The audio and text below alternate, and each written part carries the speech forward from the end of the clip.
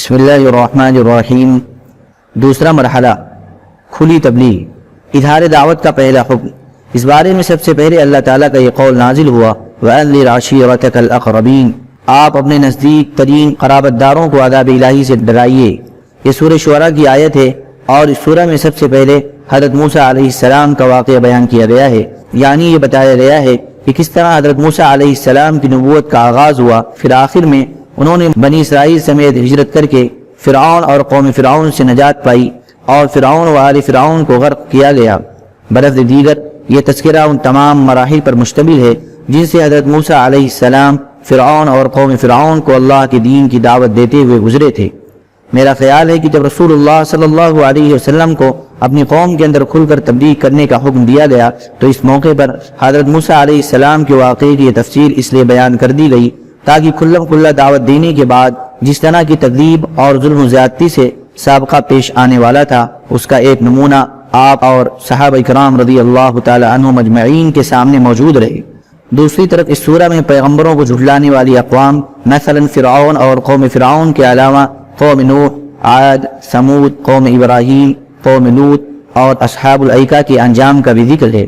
اس کا مقصد غالباً یہ ہے کہ جو لوگ آپ کو جھٹلائیں انہیں معلوم ہو جائے کہ تکذیب پر اصرار کی صورت میں ان کا انجام کیا ہونے والا ہے، وہ اللہ کی طرف سے کس قسم کے مواخذے سے دوچار ہوں گے۔ نیز اہل ایمان کو معلوم ہو جائے گا کہ اچھا انجام انہی کا ہوگا، جھٹلانے والوں کا نہیں۔ قرابت داروں میں تبلیغ۔ بہرحال اس آیت کے نزول کے بعد نبی صلی اللہ علیہ وسلم نے پہلا کام یہ کیا کہ بنی ہاشم کو جمع کیا۔ ان کے ساتھ بنی مطلب بن عبد مناف کی بھی ایک جماعت تھی، کل 45 آدمی تھے، لیکن ابو لہب نے بات لپک لی اور بولا دیکھو یہ تمہارے چچا اور چچیرے بھائی ہیں، بات کرو لیکن نادانی چھوڑو اور یہ سمجھ لو کہ تمہارا خاندان سارے عرب سے مقابلے کی تاب نہیں رکھتا اور میں سب سے زیادہ حقدار ہوں کہ تمہیں پکڑ لوں، بس تمہارے لیے تمہارے باپ کا خانوادہ ہی کافی ہے، اور اگر تم اپنی بات پر قائم رہے تو یہ بہت آسان ہوگا کہ قریش کے سارے قبائل تم پر ٹوٹ پڑیں اور بقیہ عرب بھی ان کی امداد کرے۔ پھر میں نہیں جانتا کہ کوئی شخص اپنے باپ کے خانوادے کے لیے تم سے بڑھ کر شر اور تباہی کا باعث ہوگا۔ اس پر نبی صلی اللہ علیہ وسلم نے خاموشی اختیار کر لی اور اس مجلس میں کوئی گفتگو نہ کی۔ اس کے بعد آپ صلی اللہ علیہ وسلم نے انہیں دوبارہ جمع کیا اور ارشاد فرمایا ساری حمد اللہ کے لیے ہے، میں اس کی حمد کرتا ہوں اور اس سے مدد چاہتا ہوں، اس پر ایمان رکھتا ہوں، اسی پر بھروسہ کرتا ہوں اور یہ گواہی دیتا ہوں کہ اللہ کے سوا کوئی لائق عبادت نہیں، وہ تنہا ہے، اس کا کوئی شریک نہیں۔ پھر آپ نے فرمایا رہنما اپنے گھر کے لوگوں سے جھوٹ نہیں بول سکتا، اس خدا کی قسم جس کے سوا کوئی معبود نہیں، میں تمہاری طرف خصوصاً اور لوگوں کی طرف عموماً اللہ کا رسول فرستادہ ہوں۔ بخدا تم لوگ اسی طرح موت سے دوچار ہوگے جیسے سو جاتے ہو اور اسی طرح اٹھائے جاؤ گے جیسے سو کر جاگتے ہو، پھر جو کچھ تم کرتے ہو اس کا تم سے حساب لیا جائے گا، اس کے بعد یا تو ہمیشہ کے لیے جنت ہے یا ہمیشہ کے لیے جہنم۔ اس پر ابو طالب نے کہا نہ پوچھو، ہمیں تمہاری معاونت کس قدر پسند ہے، تمہاری نصیحت کس قدر قابل قبول ہے اور ہم تمہاری بات کس قدر سچی جانتے مانتے ہیں، اور یہ تمہارے والد کا خانوادہ جمع ہے اور میں بھی ان کا ایک فرد ہوں، فرق اتنا ہے کہ میں تمہاری پسند کی تکمیل کے لیے ان سب سے پیش ہوں، لہذا تمہیں جس بات کا حکم ہوا ہے اسے انجام دو، بخدا میں تمہاری مسلسل حفاظت و اعانت کرتا رہوں گا، البتہ میری طبیعت عبد المطلب کا دین چھوڑنے پر راضی نہیں۔ ابو لہب نے کہا خدا کی قسم یہ برائی ہے، اس کے ہاتھ دوسروں سے پہلے تم لوگ خود ہی پکڑ لو۔ اس پر ابو طالب نے کہا خدا کی قسم جب تک جان میں جان ہے ہم ان کی حفاظت کرتے رہیں گے۔ کوہ صفا پر جب نبی صلی اللہ علیہ وسلم نے اچھی طرح اطمینان کر لیا کہ اللہ کے دین کی تبلیغ کے دوران ابو طالب ان کی حمایت کریں گے تو ایک روز آپ صلی اللہ علیہ وسلم نے کوہ صفا پر چڑھ کر یہ آواز لگائی یا صباحا ہائے صبح۔ یہ پکار سن کر قریش کے قبائل آپ کے پاس جمع ہو گئے اور آپ نے انہیں خدا کی توحید، اپنی رسالت اور یوم آخرت پر ایمان لانے کی دعوت دی۔ اس واقعے کا ایک ٹکڑا صحیح بخاری میں ابن عباس رضی اللہ تعالی عنہ سے اس طرح مروی ہے کہ جب وہ انذر عشیرتک الاقربین نازل ہوئی تو نبی صلی اللہ علیہ وسلم نے کوہ صفا پر چڑھ کر بطون قریش کو آواز لگانی شروع کی، اے بنی فہر، اے بنی عدی، یہاں تک کہ سب کے سب اکٹھا ہو گئے، حتیٰ کہ اگر کوئی آدمی خود نہ جا سکتا تھا تو اس نے اپنا قاصد بھیج دیا کہ دیکھیں معاملہ کیا ہے۔ غرض قریش آ گئے، ابو لہب بھی آ گیا۔ اس کے بعد آپ صلی اللہ علیہ وسلم نے فرمایا تم لوگ یہ بتاؤ کہ اگر میں یہ خبر کر دوں کہ ادھر وادی میں شہ سواروں کی ایک جماعت ہے جو تم پر چھاپا مارنا چاہتی ہے تو کیا تم مجھے سچا مانو گے؟ لوگوں نے کہا ہاں، ہم نے آپ پر سچی کا تجربہ کیا ہے۔ آپ نے فرمایا اچھا، میں تمہیں ایک سخت عذاب سے پہلے خبردار کرنے کے لیے بھیجا گیا ہوں۔ اس پر ابو لہب نے کہا تمہارے سارے دن غارت ہو، تم نے ہمیں اسی لیے جمع کیا تھا۔ اس پر سورہ تبت یدا ابی لہب نازل ہوئی، ابو لہب کے دونوں ہاتھ غارت ہوں اور وہ خود غارت ہو۔ اس واقعے کا ایک اور ٹکڑا امام مسلم نے اپنی صحیح میں ابو ہریرہ رضی اللہ تعالیٰ عنہ سے روایت کیا ہے۔ وہ کہتے ہیں کہ جب آیت وَأَنذِرْ عَشِيرَتَكَ الْأَقْرَبِينَ نازل ہوئی، رسول اللہ صلی اللہ علیہ وسلم نے پکار لگائی۔ یہ پکار عام بھی تھی اور خاص بھی۔ آپ نے کہا اے جماعت قریش، اپنے آپ کو جہنم سے بچاؤ، اے بنی کعب اپنے آپ کو جہنم سے بچاؤ، اے محمد کی بیٹی فاطمہ اپنے آپ کو جہنم سے بچاؤ، کیونکہ میں تم لوگوں کو اللہ کی گرفت سے بچانے کا کچھ بھی اختیار نہیں رکھتا۔ البتہ تم لوگوں سے نسب و قرابت کے تعلقات ہیں جنہیں میں باقی اور تر و تازہ رکھنے کی کوشش کروں گا۔ یہ بانگ درا غایت تبلیغ تھی۔ رسول اللہ صلی اللہ علیہ وسلم نے اپنے قریب ترین لوگوں پر واضح کر دیا تھا کہ اب اس رسالت کی تصدیق ہی پر تعلقات موقوف ہیں، اور جس نسلی اور قبائلی عصبیت پر عرب قائم ہے وہ اس خدائی اندار کی حرارت میں پگھل کر ختم ہو چکی ہے۔ حق کا واشغاف اعلان اور مشرکین کا رد عمل۔ اس آواز کی گونج ابھی مکہ کے اطراف میں سنائی ہی دے رہی تھی کہ اللہ تعالیٰ کا ایک اور حکم نازل ہوا، فاصدع بما تؤمر واعرض عن المشرکین۔ آپ کو جو حکم ملا ہے اسے کھول کر بیان کر دیجئے اور مشرکین سے رخ پھیر لیجئے۔ اس کے بعد رسول اللہ صلی اللہ علیہ وسلم نے شرک کے خرافات و اباطیل کا پردہ چاک کرنا اور بتوں کی حقیقت اور قدر و قیمت کو واشگاف کرنا شروع کر دیا۔ آپ مثال دے دے کر سمجھاتے کہ یہ کس قدر عاجز و ناکارہ ہیں، اور دلائل سے واضح فرماتے کہ جو شخص انہیں پوچھتا ہے اور ان کو اپنے اور اللہ کے درمیان وسیلہ بناتا ہے وہ کس قدر کھلی ہوئی گمراہی میں ہے۔ مکہ ایک ایسی آواز سن کر جس میں مشرکین اور بت پرستوں کو گمراہ کہا گیا تھا احساس غضب سے پھٹ پڑا اور شدید غم و غصے سے پیچ تاب کھانے لگا، گویا بجلی کا کڑکا تھا جس نے پرسکون فضا کو ہلا کر رکھ دیا تھا۔ اسی لیے قریش اس اچانک پھٹ پڑنے والے انقلاب کی جڑ کاٹنے کے لیے اٹھ کھڑے ہوئے کہ اس سے پشتینی رسم و رواج کا صفایا ہوا چاہتا تھا۔ قریش اٹھ پڑے کیونکہ وہ جانتے تھے کہ غیر اللہ کی الوہیت کا انکار اور رسالت و آخرت پر ایمان لانے کا مطلب یہ ہے کہ اپنے آپ کو مکمل طور پر اس رسالت کے حوالے کر دیا جائے اور اس کی بے چون چیرہ اطاعت کی جائے، یعنی اس طرح کی دوسرے تو درکنار خود اپنی جان اور اپنے مال کے بارے میں کوئی اختیار نہ رہے۔ اور اس کے معنی یہ تھے کہ مکہ والوں کو دینی رنگ میں اہل عرب پر جو بڑائی اور سرداری حاصل تھی اس کا صفایا ہو جائے، اور اللہ اس کے رسول کی مرضی کے مقابل میں انہیں اپنی مرضی پر عمل پیرا ہونے کا اختیار نہ رہے گا۔ یعنی نچلے طبقے پر انہوں نے جو مظالم روا رکھے تھے اور صبح و شام ان برائیوں میں لت پت رہتے تھے ان سے دستکش ہوتے ہی بنے گی۔ قریش اس مطلب کو اچھی طرح سمجھ رہے تھے، اس لیے ان کی طبیعت اس رسوا کن پوزیشن کو حاصل کرنے کے لیے تیار نہ تھی، لیکن کسی شرف اور خیر کے پیش نظر نہیں، بل یرید الانسان لیفجر امامہ، بلکہ اس لیے کہ انسان چاہتا ہے کہ آئندہ بھی برائی کرتا رہے۔ قریش یہ سب کچھ سمجھ رہے تھے، لیکن یہ مشکل آن پڑی تھی کہ ان کے سامنے ایک ایسا شخص تھا جو صادق و امین تھا، انسانی اقدار اور مکارم اخلاق کا اعلیٰ نمونہ تھا، اور ایک طویل عرصے سے انہوں نے اپنے آبا و اجداد کی تاریخ میں اس کی نظیر نہ دیکھی تھی اور نہ سنی۔ آخر اس کے بالمقابل کریں تو کیا کریں؟ قریش حیران تھے اور انہیں واقعی حیران ہونا چاہیے تھا۔ کافی غور و خوض کے بعد ایک راستہ سمجھ میں آیا کہ آپ کے چچا ابو طالب کے پاس جائیں اور مطالبہ کریں کہ وہ آپ کو آپ کے کام سے روک دیں۔ پھر انہوں نے اس مطالبے کو حقیقت و واقعیت کا جامہ پہنانے کے لیے یہ دلیل تیار کی کہ ان کے معبودوں کو چھوڑنے کی دعوت دینا اور یہ کہنا کہ یہ معبود نفع نقصان پہنچانے یا اور کچھ کرنے کی طاقت نہیں رکھتے، در حقیقت ان معبودوں کی سخت توہین اور بہت بری گالی ہے، اور یہ ہمارے ان آبا و اجداد کو احمق اور گمراہ قرار دینے کے بھی ہم معنی ہیں جو اسی دین پر گزر چکے ہیں۔ قریش کو یہی راستہ سمجھ میں آیا اور انہوں نے بڑی تیزی سے اس پر چلنا شروع کر دیا۔ قریش ابو طالب کی خدمت میں۔ ابن اسحاق کہتے ہیں کہ اشراف قریش سے چند آدمی ابو طالب کے پاس گئے اور بولے، اے ابو طالب، آپ کے بھتیجے نے ہمارے خداؤں کو برا بھلا کہا ہے، ہمارے دین کی عیب چینی کی ہے، ہماری عقلوں کو حماقت زدہ کہا ہے اور ہمارے باپ دادا کو گمراہ قرار دیا ہے، لہذا یا تو آپ انہیں اس سے روک دیں یا ہمارے اور ان کے درمیان سے ہٹ جائیں، کیونکہ آپ بھی ہماری ہی طرح ان سے مختلف دین پر ہیں، ہم ان کے معاملے میں آپ کے لیے بھی کافی رہیں گے۔ اس کے جواب میں ابو طالب نے نرم بات کہی اور رازدارانہ لب و لہجہ اختیار کیا، چنانچہ وہ واپس چلے گئے اور رسول اللہ صلی اللہ علیہ وسلم اپنے سابقہ طریقے پر رواں دوا رہتے ہوئے اللہ کا دین پھیلانے اور اس کی تبلیغ کرنے میں مصروف رہے۔ حجاج کو روکنے کے لیے مجلس شورا۔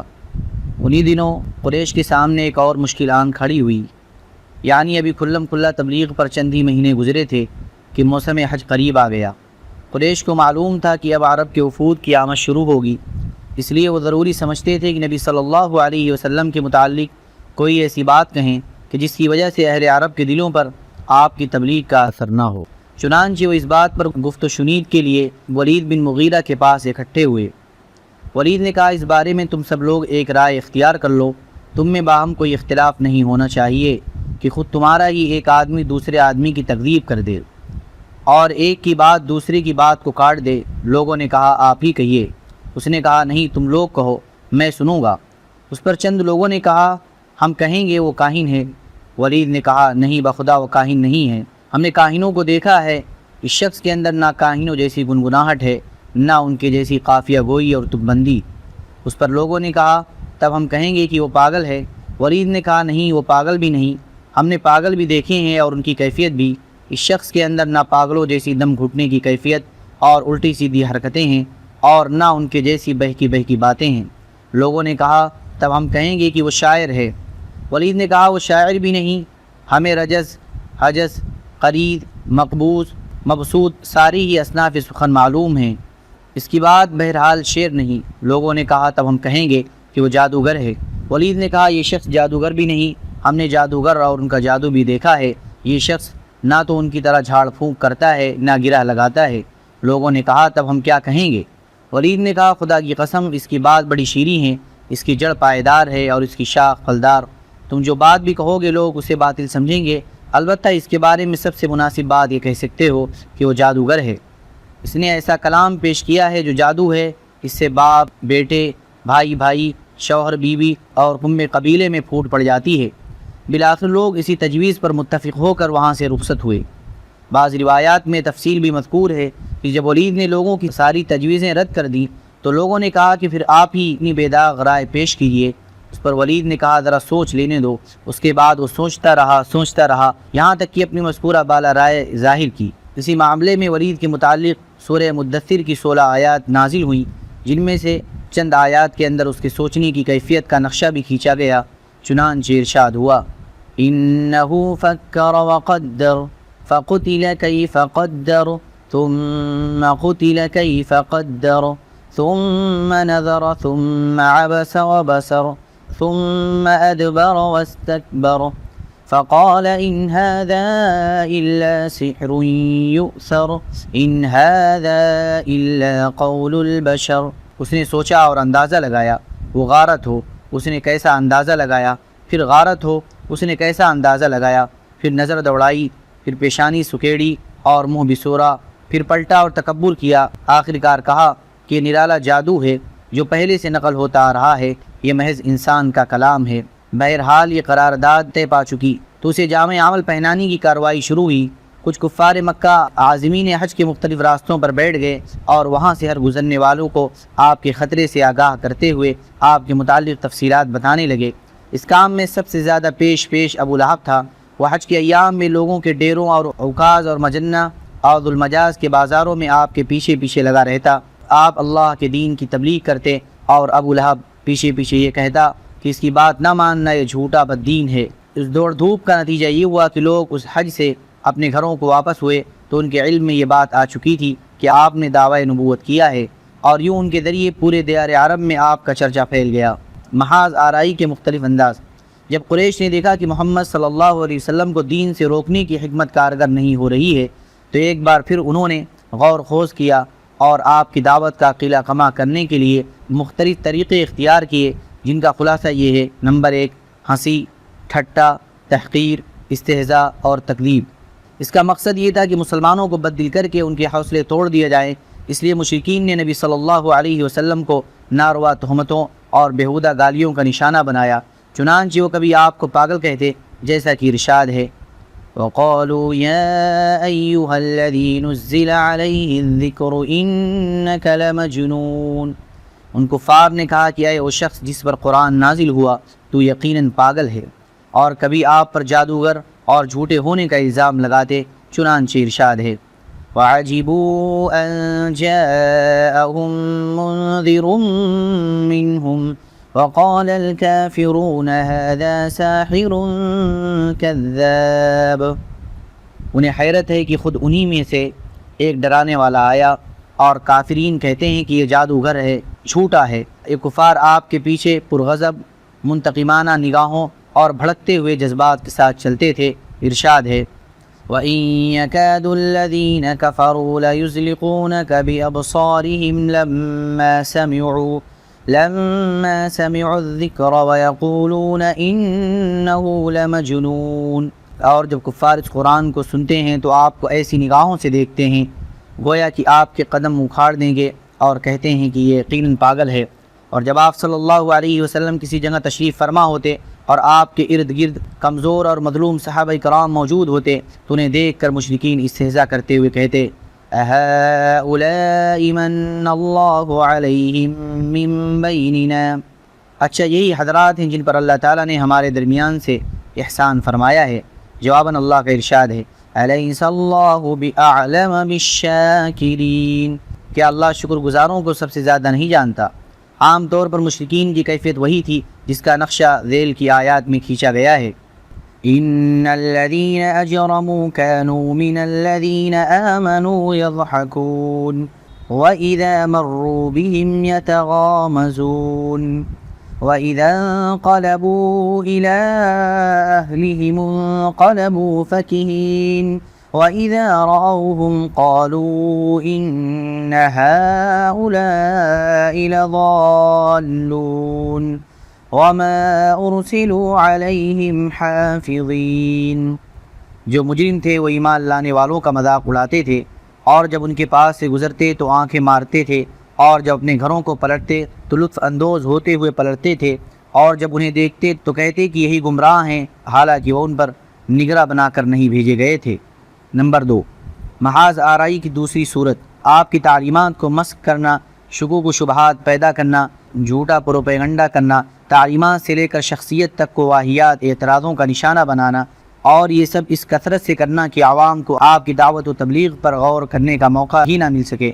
چنانچہ مشرکین قرآن کے متعلق کہتے تھے أَسَاطِيرُ الْأَوَّلِينَ اكْتَتَبَهَا فَهِيَ تُمْلَىٰ عَلَيْهِ بُكْرَةً وَأَصِيلًا۔ یہ پہلوں کے افسانے ہیں جنہیں آپ نے لکھوایا ہے، اب یہ آپ پر صبح و شام تلاوت کیے جاتے ہیں۔ إِنْ هَٰذَا إِلَّا إِفْكٌ افْتَرَاهُ وَأَعَانَهُ عَلَيْهِ قَوْمٌ آخَرُونَ۔ یہ محض جھوٹ ہے جسے اس نے گڑھ لیا ہے، اور کچھ دوسرے لوگوں نے اس پر اس کی اعانت کی ہے۔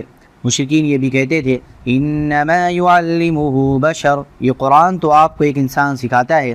رسول اللہ صلی اللہ علیہ وسلم پر ان کا اعتراض یہ تھا مَا لِهَٰذَا الرَّسُولِ يَأْكُلُ الطَّعَامَ وَيَمْشِي فِي الْأَسْوَاقِ، یہ کیسا رسول ہے کہ کھانا کھاتا ہے اور بازاروں میں چلتا پھرتا ہے۔ قرآن شریف کے بہت سے مقامات پر مشرکین کا رد بھی کیا گیا ہے، کہیں اعتراض نقل کر کے اور کہیں نقل کے بغیر۔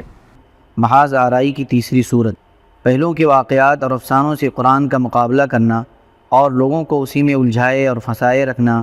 چنانچہ نضر بن حارث کا واقعہ ہے کہ اس نے ایک بار قریش سے کہا قریش کے لوگوں، خدا کی قسم تم پر ایسی افتاد آن پڑی ہے کہ تم لوگ اب تک اس کا کوئی توڑ نہیں لا سکے۔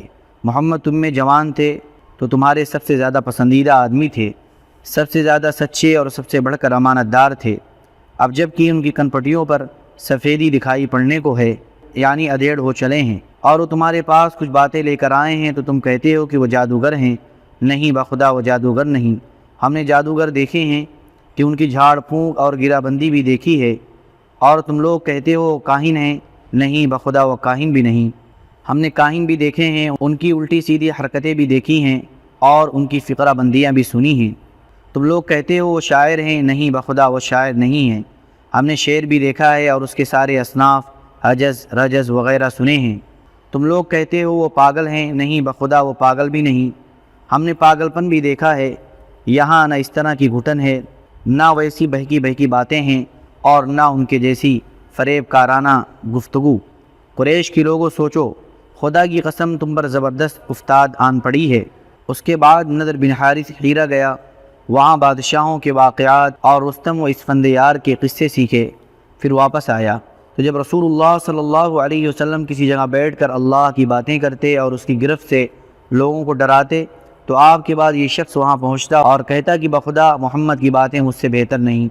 اس کے بعد وہ فارس کے بادشاہوں اور رستم و اسفندیار کے قصے سناتا، پھر کہتا آخر کس بنا پر محمد صلی اللہ علیہ وسلم کی بات مجھ سے بہتر ہے۔ ابن عباس کی روایت سے بھی معلوم ہوتا ہے کہ نضر نے چند لونڈیاں خرید رکھی تھیں، اور جب وہ کسی آدمی کے متعلق سنتا کہ وہ نبی صلی اللہ علیہ وسلم کی طرف مائل ہے تو اس پر ایک لونڈی مسلط کر دیتا جو اسے کھلاتی پلاتی اور گانے سناتی، یہاں تک کہ اسلام کی طرف اس کا جھکاؤ باقی نہ رہتا۔ اسی سلسلے میں یہ ارشاد الہی نازل ہوا، وَمِنَ النَّاسِ مَن يَشْتَرِي لَهْوَ الْحَدِيثِ لِيُضِلَّ عَن سَبِيلِ اللَّهِ۔ کچھ لوگ ایسے ہیں جو کھیل کی بات خریدتے ہیں تاکہ اللہ کی راہ سے بھٹکا دیں۔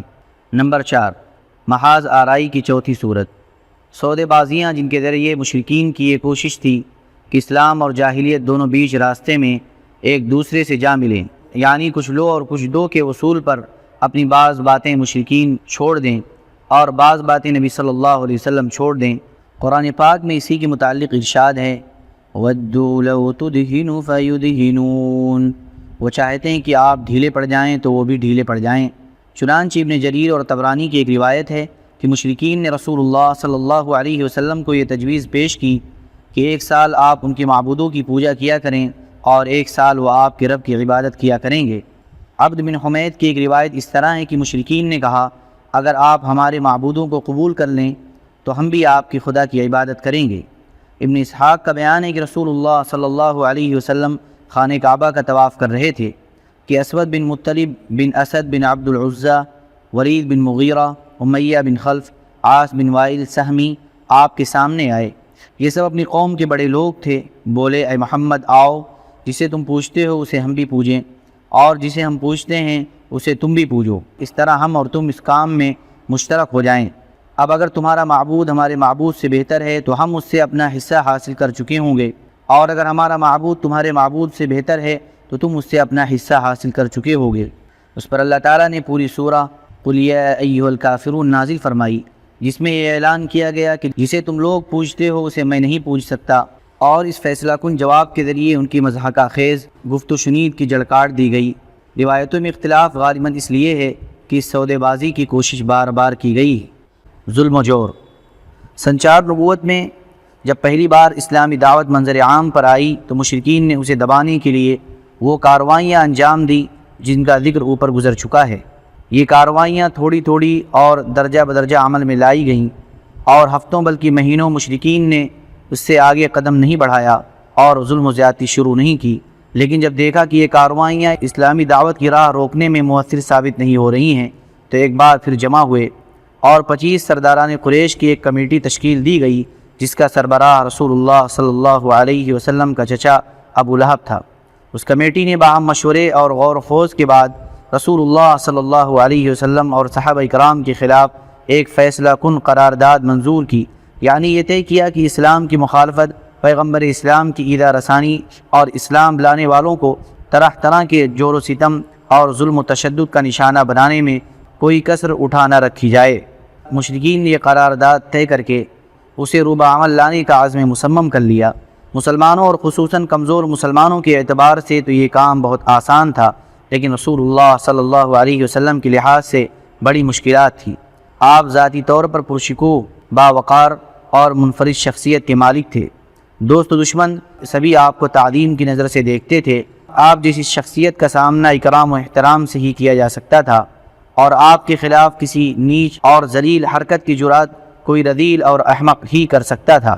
اس ذاتی عظمت کے علاوہ آپ کو ابو طالب کی حمایت و حفاظت بھی حاصل تھی، اور ابو طالب مکہ کے ان گنے چنے لوگوں میں سے تھے جو اپنی ذاتی اور اجتماعی دونوں حیثیتوں سے اتنے باعظمت تھے کہ کوئی شخص ان کا عہد توڑنے اور ان کے خانوادے پر ہاتھ ڈالنے کی جسارت نہیں کر سکتا تھا۔ اس صورتحال نے قریش کو سخت قلق، پریشانی اور کشمکش سے دوچار کر رکھا تھا، مگر سوال یہ ہے کہ جو دعوت ان کی مذہبی پیشوائی اور دنیاوی سربراہی کی جڑ کاٹ دینا چاہتی تھی، آخر اس پر اتنا لمبا صبر کب تک؟ بالآخر مشرکین نے ابو لہب کی سربراہی میں نبی صلی اللہ علیہ وسلم اور مسلمانوں پر ظلم و جور کا آغاز کر دیا۔ در حقیقت نبی صلی اللہ علیہ وسلم کے متعلق ابو لہب کا موقف روز اول سے ہی جبکہ ابھی قریش نے اس طرح کی بات سوچی بھی نہ تھی، یہی تھا۔ اس نے بنی ہاشم کی مجلس میں جو کچھ کیا، پھر کوہ صفا پر جو حرکت کی، اس کا ذکر پچھلے صفحات میں آ چکا ہے۔ بعض روایات میں یہ بھی مذکور ہے کہ اس نے کوہ صفا پر نبی صلی اللہ علیہ وسلم کو مارنے کے لیے ایک پتھر بھی اٹھایا تھا۔ بعثت سے پہلے ابو لہب نے اپنے 2 بیٹوں عتبہ اور عتیبہ کی شادی نبی صلی اللہ علیہ وسلم کی 2 صاحبزادیوں رقیہ اور ام کلثوم سے کی تھی، لیکن بعثت کے بعد اس نے نہایت سختی اور درستی سے ان دونوں کو طلاق دلوا دی۔ اسی طرح جب نبی صلی اللہ علیہ وسلم کے دوسرے صاحبزادے عبداللہ کا انتقال ہوا تو ابو لہب کو اس قدر خوشی ہوئی کہ وہ دوڑتا ہوا اپنے رفقا کے پاس پہنچا اور انہیں یہ خوشخبری سنائی کہ محمد صلی اللہ علیہ وسلم ابتر نسل بریدہ ہو گئے ہیں۔ ہم یہ بھی ذکر کر چکے ہیں کہ ایام حج میں ابو لہب نبی صلی اللہ علیہ وسلم کی تکذیب کے لیے بازاروں اور اجتماعات میں آپ کے پیچھے پیچھے لگا رہتا تھا۔ طارق بن عبداللہ محاربی کی روایت سے معلوم ہوتا ہے کہ یہ شخص صرف تکذیب پر ہی بس نہیں کرتا تھا بلکہ پتھر بھی مارتا رہتا تھا، جس سے آپ کی ایڑیاں خون آلود ہو جاتی تھیں۔ ابو لہب کی بیوی ام جمیل، جس کا نام عروہ تھا اور جو حرب بن امیہ کی بیٹی اور ابو سفیان کی بہن تھی، وہ بھی نبی صلی اللہ علیہ وسلم کی عداوت میں اپنے شوہر سے پیچھے نہ تھی۔ چنانچہ وہ نبی صلی اللہ علیہ وسلم کے راستے میں اور دروازے پر رات کو کانٹے ڈال دیا کرتی تھی۔ خاصی بدزبان اور مفسدہ پرداز بھی تھی۔ چنانچہ نبی صلی اللہ علیہ وسلم کے خلاف بدزبانی کرنا، لمبی چوڑی دسیسہ کاری و افطرا پردازی سے کام لینا، فتنی کی آگ بھڑکانا اور خوفناک جنگ بپا رکھنا اس کا شیوا تھا۔ اسی لیے قرآن کریم نے اس کو حمالۃ الحطب، لکڑی ڈھونے والی کا لقب عطا کیا۔ جب اسے معلوم ہوا کہ اس کی اور اس کے شوہر کی مذمت میں قرآن نازل ہوا ہے تو وہ رسول اللہ صلی اللہ علیہ وسلم کو تلاش کرتی ہوئی آئی۔ آپ خانہ کعبہ کے پاس مسجد حرام میں تشریف فرما تھے۔ ابو بکر صدیق رضی اللہ تعالی عنہ بھی ہمراہ تھے۔ یہ مٹھی بھر پتھر لیے ہوئے تھی، سامنے کھڑی ہوئی تو اللہ نے اس کی نگاہ پکڑ لی اور وہ رسول اللہ صلی اللہ علیہ وسلم کو نہ دیکھ سکی، صرف ابو بکر رضی اللہ تعالی عنہ کو دیکھ رہی تھی۔ اس نے سامنے پہنچتے ہی سوال کیا، ابو بکر تمہارا ساتھی کہاں ہے؟ مجھے معلوم ہے کہ وہ میری ہجو کرتا ہے، بخدا اگر میں اسے پا گئی تو اس کے منہ پر یہ پتھر دے ماروں گی۔ دیکھو خدا کی قسم میں بھی شاعرہ ہوں۔ پھر اس نے یہ شعر سنایا، مذمما عصینا وامرہ ابینا ودینہ قلینا۔ ہم نے مذمم کی نافرمانی کی، اس کے امر کو تسلیم نہیں کیا اور اس کے دین کو نفرت و حقارت سے چھوڑ دیا، اس کے بعد واپس چلی گئی۔ ابو بکر رضی اللہ تعالیٰ عنہ نے کہا، یا رسول اللہ، کیا اس نے آپ کو دیکھا نہیں؟ آپ نے فرمایا، نہیں، اس نے مجھے نہیں دیکھا، اللہ نے اس کی نگاہ پکڑ لی تھی۔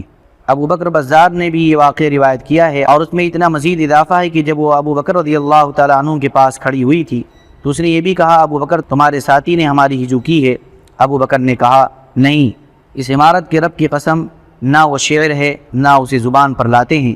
اس نے کہا، تم سچ کہتے ہو؟ ابو لہب اس کے باوجود یہ ساری حرکتیں کر رہا تھا کہ رسول اللہ صلی اللہ علیہ وسلم کا چچا اور پڑوسی تھا، اس کا گھر آپ کے گھر سے متصل تھا، اسی طرح آپ کے دوسرے پڑوسی بھی آپ کو گھر کے اندر ستاتے تھے۔ ابن اسحاق کا بیان ہے کہ جو گروہ گھر کے اندر رسول اللہ صلی اللہ علیہ وسلم کو اذیت دیا کرتا تھا وہ یہ تھا: ابو لہب، حکم بن ابی العاص بن امیہ، عقبہ بن ابی معیط، عدی بن حمرہ ثقفی، ابن الاسدہ حذلی۔ یہ سب کے سب آپ صلی اللہ علیہ وسلم کے پڑوسی تھے اور ان میں سے حکم بن ابی العاص کے علاوہ کوئی بھی مسلمان نہ ہوا۔ ان کے ستانے کا طریقہ یہ تھا کہ جب آپ صلی اللہ علیہ وسلم نماز پڑھتے تو کوئی شخص بکری کی بچے دانی اس طرح ٹکا کر پھینکتا کہ وہ ٹھیک آپ کے اوپر گرتی۔ چولہے پر ہانڈی چڑھائی جاتی تو بچے دانی اس طرح پھینکتے کہ سیدھے ہانڈی میں جا گرتی۔ آپ نے مجبور ہو کر ایک گھرودہ بنا لیا تاکہ نماز پڑھتے ہوئے ان سے بچ سکیں۔ بہرحال جب آپ صلی اللہ علیہ وسلم پر یہ گندگی پھینکی جاتی تو آپ اسے لکڑی پر لے کر نکلتے اور دروازے پر کھڑے ہو کر فرماتے، اے بنی عبد مناف، یہ کیسی ہمسائیگی ہے؟ پھر اسے راستے میں ڈال دیتے۔ عقبہ بن ابی معیط اپنی بدبختی اور خباثت میں اور بڑھا ہوا تھا۔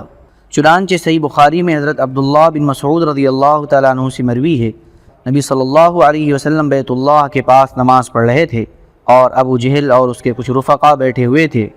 کتنے میں بعد نے بعض سے کہا، کون ہے جو بنی فلاں کے اونٹ کی اوجری لائے اور جب محمد صلی اللہ علیہ وسلم سجدہ کریں تو ان کی پیٹھ پر ڈال دے؟ اس پر قوم کا بدبخت ترین آدمی عقبہ بن ابی معیط اٹھا اور اوج لا کر انتظار کرنے لگا۔ جب نبی صلی اللہ علیہ وسلم سجدے میں تشریف لے گئے تو اسے آپ کی پیٹھ پر دونوں کندھوں کے درمیان ڈال دیا۔ میں سارا ماجرا دیکھ رہا تھا مگر کچھ نہیں کر سکتا تھا، کاش میرے اندر بچانے کی طاقت ہوتی۔ حضرت ابن مسعود رضی اللہ تعالیٰ عنہ فرماتے ہیں کہ کہ اس کے بعد وہ ہنسی کے مارے ایک دوسرے پر گرنے لگے اور رسول اللہ صلی اللہ علیہ وسلم سجدے میں ہی پڑے رہے، سر نہ اٹھایا، یہاں تک کہ فاطمہ رضی اللہ تعالی عنہا آئی اور آپ کی پیٹھ سے اوجھ ہٹا کر پھینکی، تب آپ نے سر اٹھایا، پھر 3 بار فرمایا اللہم علیک بقریش، اے اللہ تو قریش کو پکڑ لے۔ جب آپ نے بد دعا کی تو ان پر بہت گنا گزری، کیونکہ ان کا عقیدہ تھا کہ شہر میں دعائیں قبول کی جاتی ہیں۔ اس کے بعد آپ نے نام لے لے کر بد دعا کی، اے اللہ ابو جہل کو پکڑ لے، اور عتبہ بن ربیعہ، شیبہ بن ربیعہ، ولید بن عتبہ، امیہ بن خلف اور عقبہ بن ابی معیط کو پکڑ لے۔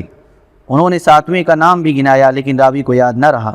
ابن مسعود رضی اللہ تعالیٰ عنہ فرماتے ہیں، اس ذات کی قسم جس کے ہاتھ میں میری جان ہے، میں نے دیکھا کہ جن لوگوں کے نام رسول اللہ صلی اللہ علیہ وسلم نے گن گن کر لیے تھے، سب کے سب بدر کے کنویں میں مقتول پڑے ہوئے تھے۔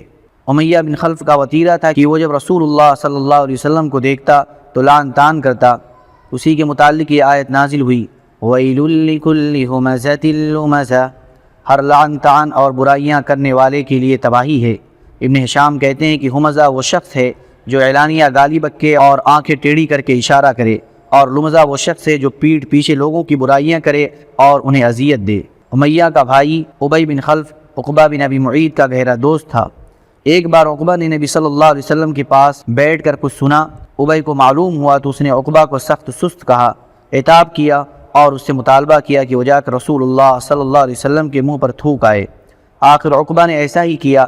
خود ابی بن خلف نے ایک مرتبہ ایک بوسیدہ ہڈی لا کر توڑی اور ہوا میں پھونک کر رسول اللہ صلی اللہ علیہ وسلم کی طرف اڑا دی۔ اخنس بن شریق ثقفی بھی رسول اللہ صلی اللہ علیہ وسلم کے ستانے والوں میں تھا۔ قرآن میں اس کے 9 اوصاف بیان کیے گئے ہیں جس سے اس کے کردار کا اندازہ ہوتا ہے۔ ارشاد ہے وَلَا تُطِعْ كُلَّ حَلَّافٍ مَّهِينٍ ہمازٍ مَّشَّاءٍ بِنَمِيمٍ مناع للخير معتد أثيم عتل بعد ذلك زنيم۔ تم بات نہ مانو کسی قسم کھانے والے ذلیل کی جو لعن طعن کرتا ہے، چغلیاں لگاتا ہے، بھلائی سے روکتا ہے، حد درجہ ظالم، بد عمل اور جفاکار ہے، اور اس کے بعد بد اصل بھی ہے۔ ابو جہل کبھی کبھی رسول اللہ صلی اللہ علیہ وسلم کے پاس آ کر قرآن سنتا تھا، لیکن بس سنتا ہی تھا، ایمان و اطاعت اور ادب و خشیت اختیار نہیں کرتا تھا۔ وہ رسول اللہ صلی اللہ علیہ وسلم کو اپنی بات سے اذیت پہنچاتا اور اللہ کی راہ سے روکتا تھا، پھر اپنی حرکت اور برائی پر ناز اور فخر کرتا ہوا جاتا تھا، گویا اس نے کوئی قابل ذکر کارنامہ انجام دے دیا ہے۔ قرآن مجید کی آیت اسی شخص کے بارے میں نازل ہوئی، فَلَا صَدَّقَ وَلَا صَلَّى، نہ اس نے صدقہ کیا نہ نماز پڑھی بلکہ جھٹلایا اور پیٹھ پھیری۔ پھر وہ اکڑتا ہوا اپنے گھر والوں کے پاس گیا، تیرے خوب لائق ہے، خوب لائق ہے۔ اس شخص نے پہلے دن جب نبی صلی اللہ علیہ وسلم کو نماز پڑھتے ہوئے دیکھا تو اسی دن سے آپ کو نماز سے روکتا رہا۔ ایک بار نبی صلی اللہ علیہ وسلم مقام ابراہیم کے پاس نماز پڑھ رہے تھے کہ اس کا گزر ہوا، دیکھتے ہی بولا، محمد کیا میں نے تجھے اس سے منع نہیں کیا تھا؟ ساتھ ہی دھمکی بھی دی۔ رسول اللہ صلی اللہ علیہ وسلم نے بھی ڈانٹ کر سختی سے جواب دیا۔ اس پر وہ کہنے لگا، اے محمد مجھے کاہے کی دھمکی دے رہے ہو؟ دیکھو خدا کی قسم اس وادی یعنی مکہ میں میری محفل سب سے بڑی ہے۔ اس پر اللہ تعالیٰ نے یہ آیت نازل فرمائی، فَلْيَدْعُ نَادِيَهُ، تو بلائے اپنی محفل کو۔ ہم بھی سزا کے فرشتوں کو بلائے دیتے ہیں۔ ایک روایت میں مذکور ہے کہ رسول اللہ صلی اللہ علیہ وسلم نے اس کا گریبان گلے کے پاس سے پکڑ لیا اور جھنجھوڑتے ہوئے فرمایا، أَوْلَى لَكَ فَأَوْلَى ثُمَّ أَوْلَى لَكَ فَأَوْلَى، تیرے لیے بہت ہی موضوع ہے، تیرے لیے بہت ہی موضوع ہے۔ اس پر اللہ کا یہ دشمن کہنے لگا، اے محمد مجھے دھمکی دے رہے ہو؟ خدا کی قسم تم اور تمہارا پروردگار میرا کچھ نہیں کر سکتے، میں مکی کی دونوں پہاڑیوں کے درمیان چلنے پھرنے والوں میں سب سے زیادہ معزز ہوں۔ بہرحال اس ڈانٹ کے باوجود ابو جہل اپنی حماقت سے باز آنے والا نہ تھا، بلکہ اس کی بدبختی میں کچھ اور اضافہ ہی ہو گیا۔ چنانچہ صحیح مسلم میں ابو ہریرہ رضی اللہ تعالیٰ عنہ سے مروی ہے کہ ایک بار سرداران قریش سے ابو جہل نے کہا کہ محمد آپ حضرات کے روبرو اپنا چہرہ خاک آلود کرتا ہے۔ جواب دیا گیا، ہاں۔ اس نے کہا، لات و عزیٰ کی قسم اگر میں نے اس حالت میں اسے دیکھ لیا تو اس کی گردن رود دوں گا اور اس کا چہرہ مٹی پر رگڑ دوں گا۔ اس کے بعد اس نے رسول اللہ صلی اللہ علیہ وسلم کو نماز پڑھتے ہوئے دیکھ لیا اور اس ظام میں چلا گیا کہ آپ کی گردن رود دے گا، لیکن لوگوں نے اچانک کیا دیکھا کہ وہ ایڑی کے بل پلٹ رہا ہے اور دونوں ہاتھ سے بچاؤ کر رہا ہے۔ لوگوں نے کہا، اے ابو الحکم تمہیں کیا ہوا؟ اس نے کہا میرے اور اس کے درمیان آگ کی خندق ہے، ہولناکیاں ہیں اور پر ہیں۔ رسول اللہ صلی اللہ علیہ وسلم نے فرمایا اگر وہ میرے قریب آتا تو فرشتے اس کا ایک ایک عضو اچک لیتے۔ جور و ستم کی یہ کارروائیاں نبی کریم صلی اللہ علیہ وسلم کے ساتھ ہو رہی تھیں، اور عوام و خواص کے نفوس میں آپ کی منفرد شخصیات کا جو وقار و احترام تھا، اور آپ کو مکے کے سب سے محترم اور عظیم انسان ابو طالب کی جو حمایت و حفاظت حاصل تھی، اس کے باوجود ہو رہی تھی۔ باقی رہیں وہ کارروائیاں جو مسلمانوں اور خصوصاً ان میں سے بھی کمزور افراد کی ایذا رسانی کے لیے کی جا رہی تھی، تو وہ کچھ زیادہ ہی سنگین اور تلخ تھی۔ ہر قبیلہ اپنے مسلمان ہونے والے افراد کو طرح طرح کی سزائیں دے رہا تھا، اور جس شخص کا کوئی قبیلہ نہ تھا ان پر اوباشوں اور سرداروں نے ایسے ایسے جور و ستم ہروا رکھے تھے جنہیں سن کر مضبوط انسان کا دل بھی بے چینی سے تڑپنے لگتا ہے۔ ابو جہل جب کسی معزز اور طاقتور آدمی کے مسلمان ہونے کی خبر سنتا تو اسے برا بھلا کہتا، ذلیل و رسوا کرتا اور مال و جاہ کو سخت خسارے سے دوچار کرنے کی دھمکیاں دیتا، اور اگر کوئی کمزور آدمی مسلمان ہوتا تو اسے مارتا اور دوسروں کو بھی برانگیختہ کرتا۔ حضرت عثمان بن عفان رضی اللہ تعالیٰ عنہ کا چچا انہیں کھجور کی چٹائی میں لپیٹ کر نیچے سے دھواں دیتا۔ حضرت مصعب بن عمیر رضی اللہ تعالیٰ عنہ کی ماں کو ان کے اسلام لانے کا علم ہوا تو ان کا دانہ پانی بند کر دیا اور انہیں گھر سے نکال دیا۔ یہ بڑے ناز و نعمت میں پلے تھے، حالات کی شدت سے دوچار ہوئے تو کھال اس طرح ادھڑ گئی جیسے سانپ کچلی چھوڑتا ہے۔ حضرت بلال امیہ بن خلف جمحی کے غلام تھے۔ امیہ ان کی گردن میں رسی ڈال کر لڑکوں کو دے دیتا تھا اور وہ انہیں مکے کے پہاڑوں میں گھماتے پھرتے تھے، یہاں تک کہ گردن پر رسی کا نشان پڑ جاتا تھا۔ خود امیہ بھی انہیں باندھ کر ڈنڈے سے مارتا تھا اور چلچلاتی دھوپ میں جبرن بٹھائے رکھتا تھا۔ کھانا پانی بھی نہ دیتا بلکہ بھوکا پیاسا رکھتا تھا، اور اس سے کہیں بڑھ کر یہ ظلم کرتا تھا کہ جب دوپہر کی گرمی شباب پر ہوتی تو مکہ کے پتھریلے کنکروں پر لٹا کر سینے پر بھاری پتھر رکھوا دیتا، پھر کہتا خدا کی قسم تو اسی طرح پڑا رہے گا یہاں تک کہ مر جائے یا محمد کے ساتھ کفر کرے۔ حضرت بلال رضی اللہ تعالیٰ عنہ اس حالت میں بھی فرماتے احد احد۔ ایک روز یہی کارروائی کی جا رہی تھی کہ ابو بکر رضی اللہ تعالیٰ عنہ کا گزر ہوا۔ انہوں نے حضرت بلال کو ایک کالے غلام کے بدلے، اور کہا جاتا ہے کہ 200 درہم یعنی 735 گرام چاندی یا 280 درہم یعنی 1 کلو سے زیادہ چاندی کے بدلے خرید کر آزاد کر دیا۔ حضرت عمار بن یاسر رضی اللہ تعالیٰ عنہ بنو مخزوم کے غلام تھے۔ انہوں نے اور ان کے والدین نے اسلام قبول کیا تو ان پر قیامت ٹوٹ پڑی۔ مشرکین جن میں ابو جہل پیش تھا، سخت دھوپ کے وقت انہیں پتھریلی زمین پر لے جا کر اس کی تپش سے سزا دیتے۔ ایک بار انہیں اسی طرح سزا دی جا رہی تھی کہ نبی صلی اللہ علیہ وسلم کا گزر ہوا۔ آپ نے فرمایا آل یاسر صبر کرنا، تمہارا ٹھکانہ جنت ہے۔ آخرکار یاسر ظلم کی تاب نہ لا کر وفات پا گئے، اور سمیہ جو حضرت عمار رضی اللہ تعالیٰ عنہ کی والدہ تھی، ان کی شرمگاہ میں ابو جہل نے نیزہ مارا اور وہ دم توڑ گئیں۔ یہ اسلام میں پہلی شہیدہ ہیں۔ حضرت عمار پر سختی کا سلسلہ جاری رہا، انہیں کبھی دھوپ میں تپایا جاتا تو کبھی ان کے سینے پر سرخ پتھر رکھ دیا جاتا اور کبھی پانی میں ڈبو دیا جاتا۔ ان سے مشرکین کہتے تھے کہ جب تک تو محمد کو گالی نہ دو گے یا لات و عزیٰ کے بارے میں کلمہ خیر نہ کہو گے ہم تمہیں نہیں چھوڑ سکتے۔ حضرت عمار نے مجبوراً ان کی بات مان لی، پھر نبی صلی اللہ علیہ وسلم کے پاس روتے ہوئے اور معذرت کرتے ہوئے تشریف لائے۔ اس پر یہ آیت نازل ہوئی من كفر بالله من بعد إيمانه إلا من أكره وقلبه مطمئن بالإيمان۔ جس نے اللہ پر ایمان لانے کے بعد کفر کیا اس پر اللہ کا غضب اور عذاب عظیم ہے، لیکن جسے مجبور کیا جائے اور اس کا دل ایمان پر مطمئن ہو اس پر کوئی گرفت نہیں۔ حضرت فقیہ جن کا نام افلاح تھا بنی عبد الدار کے غلام تھے، ان کے مالکان ان کا پاؤں رسی سے باندھ کر انہیں زمین پر گھسیٹتے تھے۔ حضرت خباب بن ارد قبیلہ خزاعہ کی ایک عورت ام انمار کے غلام تھے۔ مشرکین انہیں طرح طرح کی سزائیں دیتے تھے، ان کے سر کے بال نوچتے تھے اور سختی سے گردن مروڑتے تھے۔ انہیں کئی بار دہکتے انگاروں پر لٹا کر اوپر سے پتھر رکھ دیا کہ وہ اٹھ نہ سکیں۔ زنیرہ اور نہدیہ اور ان کی صاحبزادی اور ام عبیس یہ سب لونڈیاں تھیں۔ انہوں نے اسلام قبول کیا اور مشرکین کے ہاتھوں اسی طرح کی سنگین سزاؤں سے دوچار ہوئیں جن کے چند نمونے ذکر کیے جا چکے ہیں۔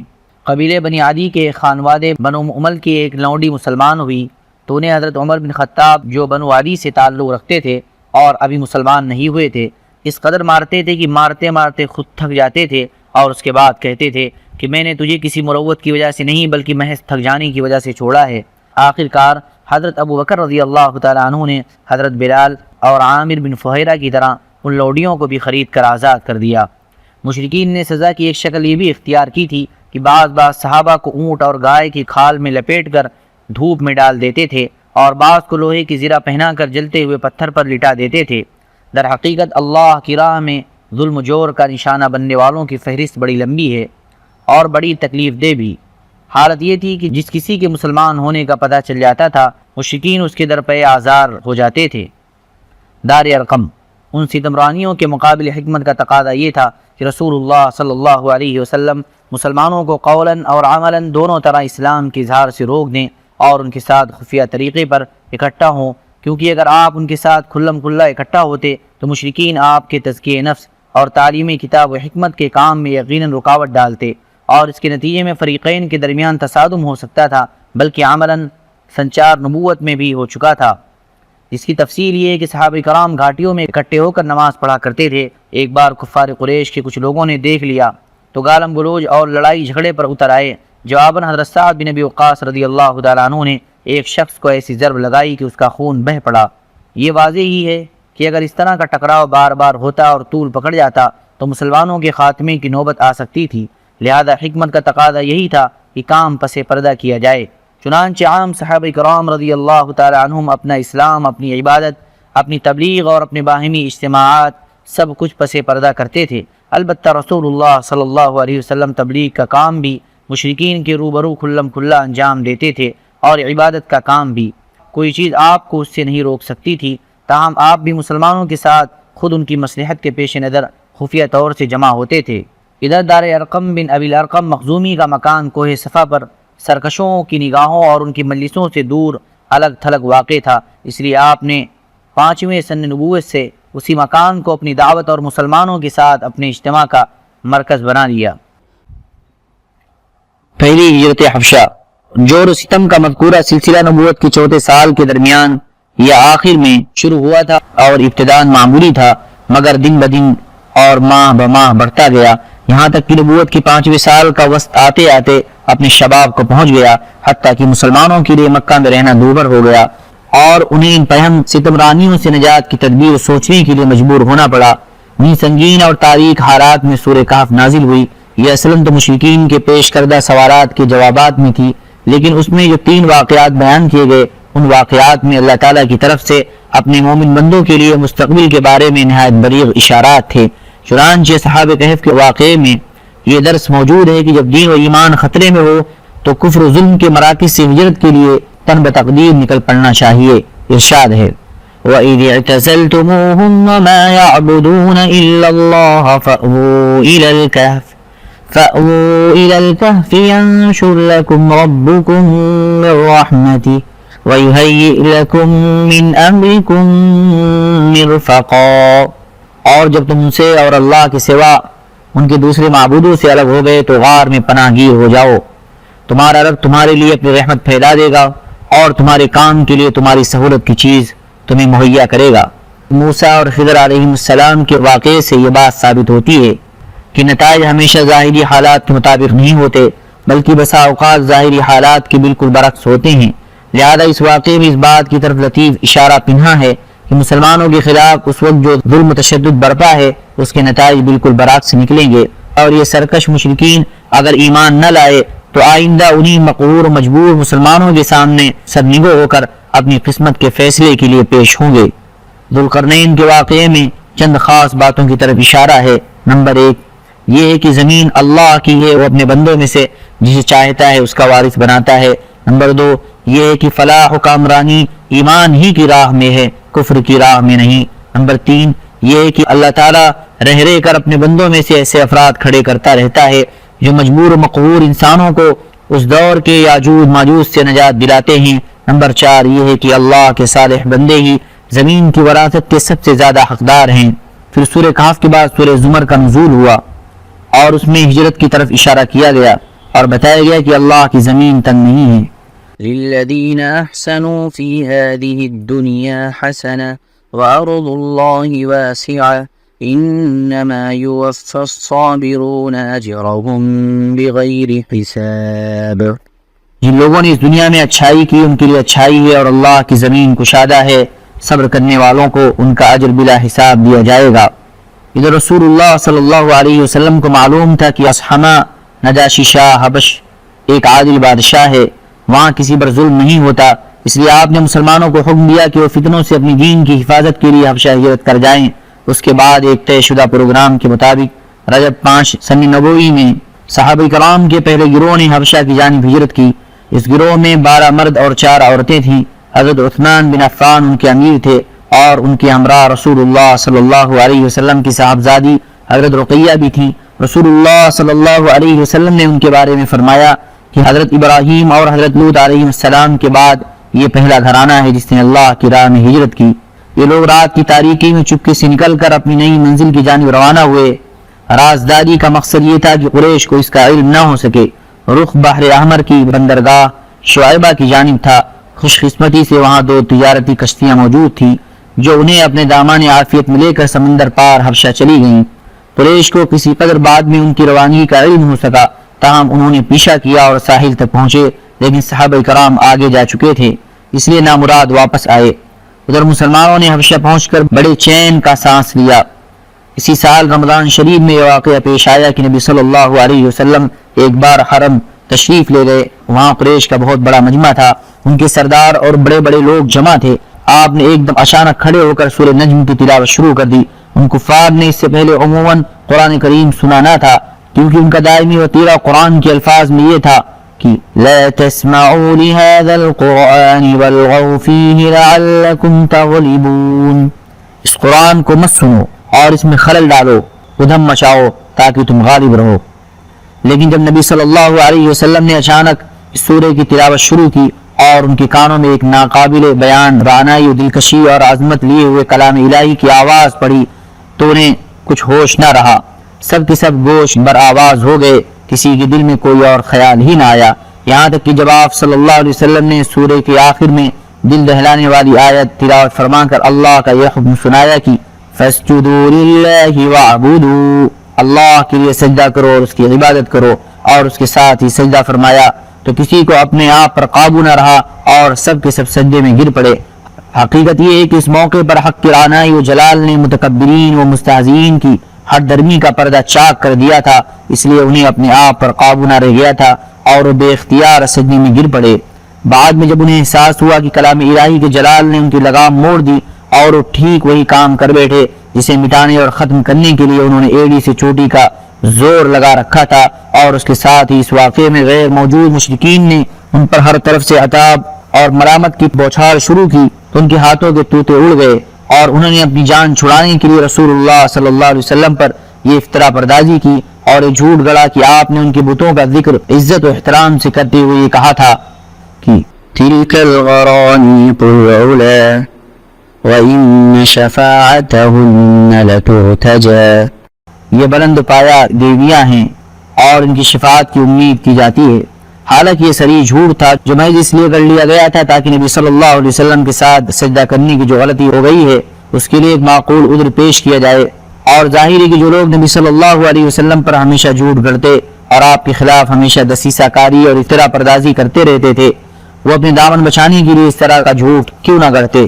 بہرحال مشرکین کے سجدہ کرنے کی اس واقعے کی خبر حبشہ کے مہاجرین کو بھی معلوم ہوئی، لیکن اپنی اصل صورت سے بالکل ہٹ کر، یعنی انہیں یہ معلوم ہوا کہ قریش مسلمان ہو گئے ہیں، چنانچہ انہوں نے ماہ شوال میں مکہ واپسی کی راہ لی، لیکن جب اتنے قریب آ گئے کہ مکہ ایک دن سے بھی کم فاصلے پر رہ گیا تو حقیقت حال آشکارا ہوئی۔ اس کے بعد کچھ لوگ تو سیدھے حبشہ پلٹ گئے اور کچھ لوگ چھپ چھپا کر یا قریش کے کسی آدمی کی پناہ لے کر مکہ میں داخل ہوئے۔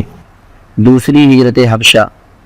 اس کے بعد مہاجرین پر خصوصاً اور مسلمانوں پر عموماً قریش کا ظلم و تشدد، جور و ستم اور بڑھ گیا، اور ان کے خاندان والوں نے انہیں خوب ستایا، کیونکہ قریش کو ان کے ساتھ نجاشی کے حسن سلوک کی جو خبر ملی تھی اس پر وہ نہایت جی بجبی تھے۔ ناچار رسول اللہ صلی اللہ علیہ وسلم نے صحابہ کرام رضی اللہ تعالی عنہم کو پھر ہجرت حبشہ کا مشورہ دیا، لیکن یہ دوسری ہجرت پہلی ہجرت کے بالمقابل اپنے دامن میں زیادہ مشکلات لیے ہوئے تھی، کیونکہ اب کی بار قریش پہلے ہی سے چوکنا تھے اور ایسی کسی کوشش کو ناکام بنانے کا تہیہ کیے ہوئے تھے، لیکن مسلمان ان سے کہیں زیادہ مستعد ثابت ہوئے اور اللہ نے ان کے لیے سفر آسان بنا دیا، چنانچہ وہ قریش کی گرفت میں آنے سے پہلے ہی شاہ حبش کے پاس پہنچ گئے۔ اس دفعہ کل 82 یا 83 مردوں نے ہجرت کی۔ حضرت عمار رضی اللہ تعالیٰ عنہ کی ہجرت مختلف فی ہے اور 18 یا 19 عورتوں نے۔ علامہ منصور پوری رحمہ اللہ نے یقین کے ساتھ عورتوں کی تعداد 18 لکھی ہے۔ مہاجرین حبشہ کے خلاف قریش کی سازش۔ مشرکین کو سخت قلق تھا کہ مسلمان اپنی جان اور اپنا دین بچا کر ایک پرامن جگہ بھاگ گئے ہیں، لہذا انہوں نے عمرو بن عاص اور عبداللہ بن ربیعہ کو، جو گہری سوجھ بوجھ کے مالک تھے اور بھی مسلمان نہیں ہوئے تھے، ایک اہم سفارتی مہم کے لیے منتخب کیا اور ان دونوں کو نجاشی اور بطریقوں کی خدمت میں پیش کرنے کے لیے بہترین تحفہ اور ہدیہ دے کر حبش روانہ کیا۔ ان دونوں نے پہلے حبش پہنچ کر بطریقیوں کو تحائف پیش کیے، پھر انہیں اپنے دلائل سے آگاہ کیا جن کی بنیاد پر وہ مسلمانوں کو حبش سے نکلوانا چاہتے تھے۔ جب بطریقوں نے اس بات سے اتفاق کر لیا کہ وہ نجاشی کو مسلمانوں کی نکال دینے کا مشورہ دیں گے، تو یہ دونوں نجاشی کے حضور حاضر ہوئے اور تحفے تحائف پیش کر کے اپنا مدعا یوں عرض کیا کہ اے بادشاہ، آپ کے ملک میں ہمارے کچھ ناسمجھ نوجوان بھاگ آئے ہیں۔ انہوں نے اپنی قوم کا دین چھوڑ دیا ہے، لیکن آپ کے دین میں بھی داخل نہیں ہوئے ہیں، بلکہ ایک نیا دین ایجاد کیا ہے جسے نہ ہم جانتے ہیں نہ آپ۔ ہمیں آپ کی خدمت میں انہی کی بابت ان کے والدین، چچاؤں اور کنبے قبیلے کے عمائدین نے بھیجا ہے۔ مقصد یہ ہے کہ آپ انہیں ان کے پاس واپس بھیج دیں، کیونکہ وہ لوگ ان پر کڑی نگاہ رکھتے ہیں اور ان کی خامی اور عتاب کے اسباب کو بہتر طور پر سمجھتے ہیں۔ جب یہ دونوں اپنا مدعا عرض کر چکے تو بطریقوں نے کہا، بادشاہ سلامت، یہ دونوں ٹھیک ہی کہہ رہے ہیں، آپ نوجوانوں کو ان دونوں کے حوالے کر دیں، یہ دونوں انہیں ان کی قوم اور ان کے ملک میں واپس پہنچا دیں گے۔ لیکن نجاشی نے سوچا کہ اس قضیے کو گہرائی سے کھنگالنا اور اس کے تمام پہلوؤں کو سننا ضروری ہے، چنانچہ اس نے مسلمانوں کو بلا بھیجا۔ مسلمان یہ تہیہ کر کے اس کے دربار میں آئے کہ ہم سچ ہی بولیں گے، خواہ نتیجہ کچھ بھی ہو۔ جب مسلمان آ گئے تو نجاشی نے پوچھا، یہ کون سا دین ہے جس کی بنیاد پر تم نے اپنی قوم سے علیحدگی اختیار کر لی ہے، لیکن میرے دین میں بھی داخل نہیں ہوئے ہو اور نہ ان ملتوں ہی میں سے کسی کے دین میں داخل ہوئے ہو؟ مسلمانوں کی ترجمان حضرت جعفر بن ابی طالب رضی اللہ تعالی عنہ نے کہا، اے بادشاہ، ہم ایسی قوم تھے جو جاہلیت میں مبتلا تھے، ہم بت پوجتے تھے، مردار کھاتے تھے، بدکاریاں کرتے تھے، قرابت داروں سے تعلق توڑتے تھے، ہمسایوں سے بدسلوکی کرتے تھے، اور ہم میں سے طاقتور کمزور کو کھا رہا تھا۔ ہم اسی حالت میں تھے کہ اللہ نے ہم ہی میں سے ایک رسول بھیجا، اس کی عالی نسب، سچائی، امانت اور پاک دامنی ہمیں پہلے سے معلوم تھی۔ اس نے ہمیں اللہ کی طرف بلایا اور سمجھایا کہ ہم صرف ایک اللہ کو مانیں اور اسی کی عبادت کریں، اور اس کے سوا جن پتھروں اور بتوں کو ہمارے باپ دادا پوجتے تھے انہیں چھوڑ دیں۔ اس نے ہمیں سچ بولنے، امانت ادا کرنے، قرابت جوڑنے، پڑوسی سے اچھا سلوک کرنے اور حرام کاری و خوریزی سے باز رہنے کا حکم دیا، اور فواحش میں ملوث ہونے، جھوٹ بولنے، یتیم کا مال کھانے اور پاک دامن عورتوں پر جھوٹی تہمت لگانے سے منع کیا۔ اس نے ہمیں یہ بھی حکم دیا کہ ہم صرف اللہ کی عبادت کریں، اس کے ساتھ کسی کو شریک نہ کریں۔ اس نے ہمیں نماز، روزہ اور زکوٰۃ کا حکم دیا۔ اسی طرح حضرت جعفر رضی اللہ تعالیٰ عنہ نے اسلام کے کام گنائے، پھر کہا، ہم نے اس پیغمبر کو سچا مانا، اس پر ایمان لائے اور اس کے لائے ہوئے دین خداوندی میں اس کی پیروی کی۔ چنانچہ ہم نے صرف اللہ کی عبادت کی، اس کے ساتھ کسی کو شریک نہیں کیا، اور جن باتوں کو اس پیغمبر نے حرام بتایا انہیں حرام مانا، اور جن کو حلال بتایا انہیں حلال جانا۔ اس پر ہماری قوم ہم سے بگڑ گئی، اس نے ہم پر ظلم و ستم کیا اور ہمیں ہمارے دین سے پھیرنے کے لیے فتنے اور سزاؤں سے دوچار کیا، تاکہ ہم اللہ کی عبادت چھوڑ کر بت پرستی کی طرف پلٹ جائیں، اور جن گندی چیزوں کو حلال سمجھتے تھے انہیں پھر حلال سمجھنے لگیں۔ جب انہوں نے ہم پر بہت قہر و ظلم کیا، زمین تنگ کر دی اور ہمارے دین کے درمیان روک بن کر کھڑے ہو گئے، تو ہم نے آپ کے ملک کی راہ لی اور دوسروں پر آپ کو ترجیح دیتے ہوئے آپ کی پناہ میں رہنا پسند کیا، اور یہ امید کی کہ اے بادشاہ، آپ کے پاس ہم پر ظلم نہیں کیا جائے گا۔ نجاشی نے کہا، وہ پیغمبر جو کچھ لائے ہیں اس میں سے کچھ تمہارے پاس ہے؟ حضرت جعفر نے کہا، ہاں۔ نجاشی نے کہا، ذرا مجھے بھی پڑھ کر سناؤ۔ حضرت جعفر رضی اللہ تعالی عنہ نے سورہ مریم کی ابتدائی آیات تلاوت فرمائی۔ نجاشی اس قدر رویا کہ اس کی داڑھی تر ہو گئی۔ نجاشی کے تمام اسقبی حضرت جعفر کی تلاوت سن کر اس قدر روئے کہ ان کے صحیفے تر ہو گئے۔ پھر نجاشی نے کہا، یہ کلام اور وہ کلام جو حضرت عیسیٰ علیہ السلام لے کر آئے تھے، دونوں ایک ہی شمعدان سے نکلے ہوئے ہیں۔ اس کے بعد نجاشی نے عمرو بن عاص اور عبداللہ بن ربیعہ کو مخاطب کر کے کہا کہ تم دونوں چلے جاؤ، میں ان لوگوں کو تمہارے حوالے نہیں کر سکتا اور نہ یہاں ان کے خلاف کوئی چال چلی جا سکتی ہے۔ اس حکم پر وہ دونوں وہاں سے نکل گئے، لیکن پھر عمرو بن عاص نے عبداللہ بن ربیعہ سے کہا خدا کی قسم کل ان کے متعلق ایسی بات لاؤں گا کہ ان کی ہریالی کی جڑ کاٹ کر رکھ دوں گا۔ عبداللہ بن ربیعہ نے کہا نہیں، ایسا نہ کرنا، ان لوگوں نے اگرچہ ہمارے خلاف کیا ہے لیکن ہیں بہرحال ہمارے اپنے ہی کنبے قبیلے کے لوگ۔ مگر عمرو بن عاص اپنی رائے پر اڑے رہے۔ اگلا دن آیا تو عمرو بن عاص نے نجاشی سے کہا اے بادشاہ، یہ لوگ عیسیٰ بن مریم کے بارے میں ایک بڑی بات کہتے ہیں۔ اس پر نجاشی نے مسلمانوں کو پھر بلایا اور پوچھنا چاہتا تھا کہ حضرت عیسیٰ علیہ السلام کے بارے میں مسلمان کیا کہتے ہیں۔ اس دفعہ مسلمانوں کو گھبراہٹ ہوئی، لیکن انہوں نے طے کیا کہ سچ ہی بولیں گے، نتیجہ خواہ کچھ بھی ہو۔ جب مسلمان نجاشی کے دربار میں حاضر ہوئے اور اسے سوال کیا تو حضرت جعفر رضی اللہ تعالیٰ عنہ نے فرمایا ہم عیسیٰ علیہ السلام کے بارے میں وہی بات کہتے ہیں جو ہمارے نبی صلی اللہ علیہ وسلم لے کر آئے ہیں، یعنی حضرت عیسیٰ علیہ السلام اللہ کے بندے، اس کے رسول، اس کی روح اور اس کا وہ کلمہ ہے جسے اللہ نے کنواری پاک دامن حضرت مریم علیہ السلام کی طرف القاء کیا تھا۔ اس پر نجاشی نے زمین سے ایک تنکا اٹھایا اور بولا خدا کی قسم جو کچھ تم نے کہا ہے حضرت عیسیٰ علیہ السلام اس تنکے کے برابر بھی بڑھ کر نہ تھے۔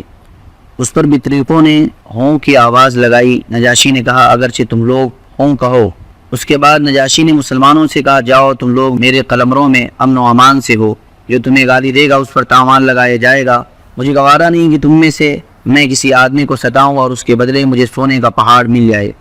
اس کے بعد اس نے اپنے حاشیہ نشینوں سے مخاطب ہو کر کہا ان دونوں کو ان کے ہدیے واپس کر دو، مجھے ان کی کوئی ضرورت نہیں۔ خدا کی قسم اللہ تعالیٰ نے جب مجھے میرا ملک واپس کیا تھا تو مجھ سے کوئی رشوت نہیں لی تھی کہ میں اس کی راہ میں رشوت لوں، نیز اللہ نے میرے بارے میں لوگوں کی بات قبول نہ کی تھی کہ میں اللہ کے بارے میں لوگوں کی بات مانوں۔ حضرت ام سلمہ رضی اللہ عنہا جنہوں نے اس واقعے کو بیان کیا کہتی ہیں اس کے بعد وہ دونوں اپنے ہدیے تحفے لیے بے آبرو ہو کر واپس چلے گئے اور ہم نجاشی کے پاس ایک اچھے ملک میں ایک اچھے پڑوسی کے زیر سایہ مقیم رہے۔ یہ ابن اسحاق کی روایت ہے۔ دوسرے سیرت نگاروں کا بیان ہے کہ نجاشی کے دربار میں حضرت عمرو بن عاص کی حاضری جنگ بدر کے بعد ہوئی تھی۔ بعض لوگوں نے تطبیق کی یہ صورت بیان کی ہے کہ حضرت عمرو بن عاص نجاشی کے دربار میں مسلمانوں کی واپسی کے لیے 2 مرتبہ گئے تھے، لیکن جنگ بدر کے بعد کی حاضری کے ضمن میں حضرت جعفر رضی اللہ تعالیٰ عنہ اور نجاشی کے درمیان سوال و جواب کی جو تفصیلات بیان کی جاتی ہیں وہ تقریباً وہی ہیں جو ابن اسحاق نے ہجرت حبشہ کے بعد کی حاضری کے سلسلے میں بیان کی ہیں۔ پھر ان سوالات کے مضامین سے واضح ہوتا ہے کہ نجاشی کے پاس یہ معاملہ ابھی پہلی بار پیش ہوا تھا، اس لیے ترجیح اس بات کو حاصل ہے کہ مسلمانوں کو واپس لانے کی کوشش صرف ایک بار ہوئی تھی اور وہ ہجرت حبشہ کے بعد تھی۔ بہرحال مشرکین کی چال ناکام ہو گئی اور ان کی سمجھ میں آ گیا کہ وہ اپنے جذبہ عداوت کو اپنے دائرے اختیار ہی میں آسودہ کر سکتے ہیں، لیکن اس کے نتیجے میں انہوں نے ایک خوفناک بات سوچنی شروع کر دی۔ در حقیقت انہیں اچھی طرح احساس ہو گیا تھا کہ اس مصیبت سے نمٹنے کے لیے اب ان کے سامنے 2 ہی راستے رہ گئے ہیں، یا تو رسول اللہ صلی اللہ علیہ وسلم کو تبلیغ سے بزور طاقت روک دیں یا پھر آپ کے وجود ہی کا صفایا کر دیں۔ لیکن دوسری صورت حد درجہ مشکل تھی کیونکہ ابو طالب آپ کے محافظ تھے اور مشرکین کے عزائم کے سامنے آہنی دیوار بنے ہوئے تھے، اس لیے یہی مفید سمجھا گیا کہ ابو طالب سے 2 باتیں ہو جائے۔ ابو طالب کو قریش کی دھمکی۔ اس تجویز کے بعد سرداران قریش ابو طالب کے پاس حاضر ہوئے اور بولے ابو طالب آپ ہمارے اندر سن و شرف اور اعزاز کے مالک ہیں، ہم نے آپ سے گزارش کی کہ اپنے بھتیجے کو روکیے لیکن آپ نے نہیں روکا۔ آپ یاد رکھیں ہم اسے برداشت نہیں کر سکتے کہ ہمارے آبا و اجداد کو گالیاں دی جائیں، ہماری عقل و فہم کو حماقت زدہ قرار دیا جائے اور ہمارے خداؤں کی عیب چھینی کی جائے۔ آپ روک دیجئے ورنہ ہم آپ سے اور ان سے ایسی جنگ چھیڑ دیں گے کہ ایک فریق کا صفایا ہو کر رہے گا۔ ابو طالب پر اس زوردار دھمکی کا بہت زیادہ اثر ہوا اور انہوں نے رسول اللہ صلی اللہ علیہ وسلم کو بلا کر کہا بھتیجے تمہاری قوم کے لوگ میرے پاس آئے تھے اور ایسی باتیں کہہ گئے ہیں، اب مجھ پر اور خود اپنے آپ پر رحم کرو اور اس معاملے میں مجھ پر اتنا بوجھ نہ ڈالو جو میرے بس سے باہر ہو۔ یہ سن کر رسول اللہ صلی اللہ علیہ وسلم نے سمجھا کہ اب آپ کے چچا بھی آپ کا ساتھ چھوڑ دیں گے اور وہ بھی آپ کی مدد سے کمزور پڑ گئے ہیں، اس لیے فرمایا چچا جان خدا کی قسم اگر یہ لوگ میرے داہنے ہاتھ میں سورج اور بائیں ہاتھ میں چاند رکھ دیں کہ میں اس کام کو اس حد تک پہنچائے بغیر چھوڑ دوں کہ یا تو اللہ اسے غالب کر دے یا میں اسی راہ میں فنا ہو جاؤں تو نہیں چھوڑ سکتا۔ اس کے بعد آپ کی آنکھیں اشکبار ہو گئی، آپ رو پڑے اور اٹھ گئے۔ جب واپس ہونے لگے تو ابو طالب نے پکارا اور سامنے تشریف لائے تو کہا بھتیجے جاؤ جو چاہو کہو، خدا کی قسم میں تمہیں کبھی بھی کسی بھی وجہ سے نہیں چھوڑ سکتا۔ اور یہ اشعار کہے واللہ لن يصلوا إليك بجمعهم حتى أوشد في التراب دفينا فاصدع بأمرك ما عليك غضاضة وابشر وقر بذاك منك عيونا۔ بخدا وہ لوگ تمہارے پاس اپنی جمیع سمین بھی ہرگز نہیں پہنچ سکتے یہاں تک کہ میں مٹی میں دفن کر دیا جاؤں۔ تم اپنی بات کھلم کھلا کہو، تم پر کوئی غدقر نہیں، تم خوش ہو جاؤ اور تمہاری آنکھیں اس سے ٹھنڈی ہو جائیں۔ قریش ایک بار پھر ابو طالب کے سامنے۔ پچھلی دھمکی کے باوجود جب قریش نے دیکھا کہ رسول اللہ صلی اللہ علیہ وسلم اپنا کام کیے جا رہے ہیں تو ان کی سمجھ میں آ گیا کہ ابو طالب رسول اللہ صلی اللہ علیہ وسلم کو چھوڑ نہیں سکتے، بلکہ اس بارے میں قریش سے جدا ہونے اور ان کی عداوت مول لینے کو تیار ہیں۔ چنانچہ وہ لوگ ولید بن مغیرہ کے لڑکے عمارہ کو ہمراہ لے کر ابو طالب کے پاس پہنچے اور ان سے یوں عرض کیا، اے ابو طالب، یہ قریش کا سب سے باقا اور خوبصورت نوجوان ہے، آپ اسے لے لیں، اس کی دیت اور نصرت کے آپ حقدار ہوں گے، آپ اسے اپنا لڑکا بنا لیں، یہ آپ کا ہوگا اور آپ اپنے اس بھتیجے کو ہمارے حوالے کر دیں جس نے آپ کے آبا و اجداد کے دین کی مخالفت کی ہے، آپ کی قوم کا شیرازہ منتشر کر رکھا ہے اور ان کی عقلوں کو حماقت سے دوچار بتلایا ہے، ہم اسے قتل کر دیں گے، بس یہ ایک آدمی کے بدلے ایک آدمی کا حساب ہے۔ ابو طالب نے کہا خدا کی قسم کتنا برا سودا ہے جو تم لوگ مجھ سے کر رہے ہو، تم اپنا بیٹا مجھے دیتے ہو کہ میں اسے کھلاؤں پلاؤں پالوں پوسوں اور میرا بیٹا مجھ سے طلب کرتے ہو کہ اسے قتل کر دو، خدا کی قسم یہ نہیں ہو سکتا۔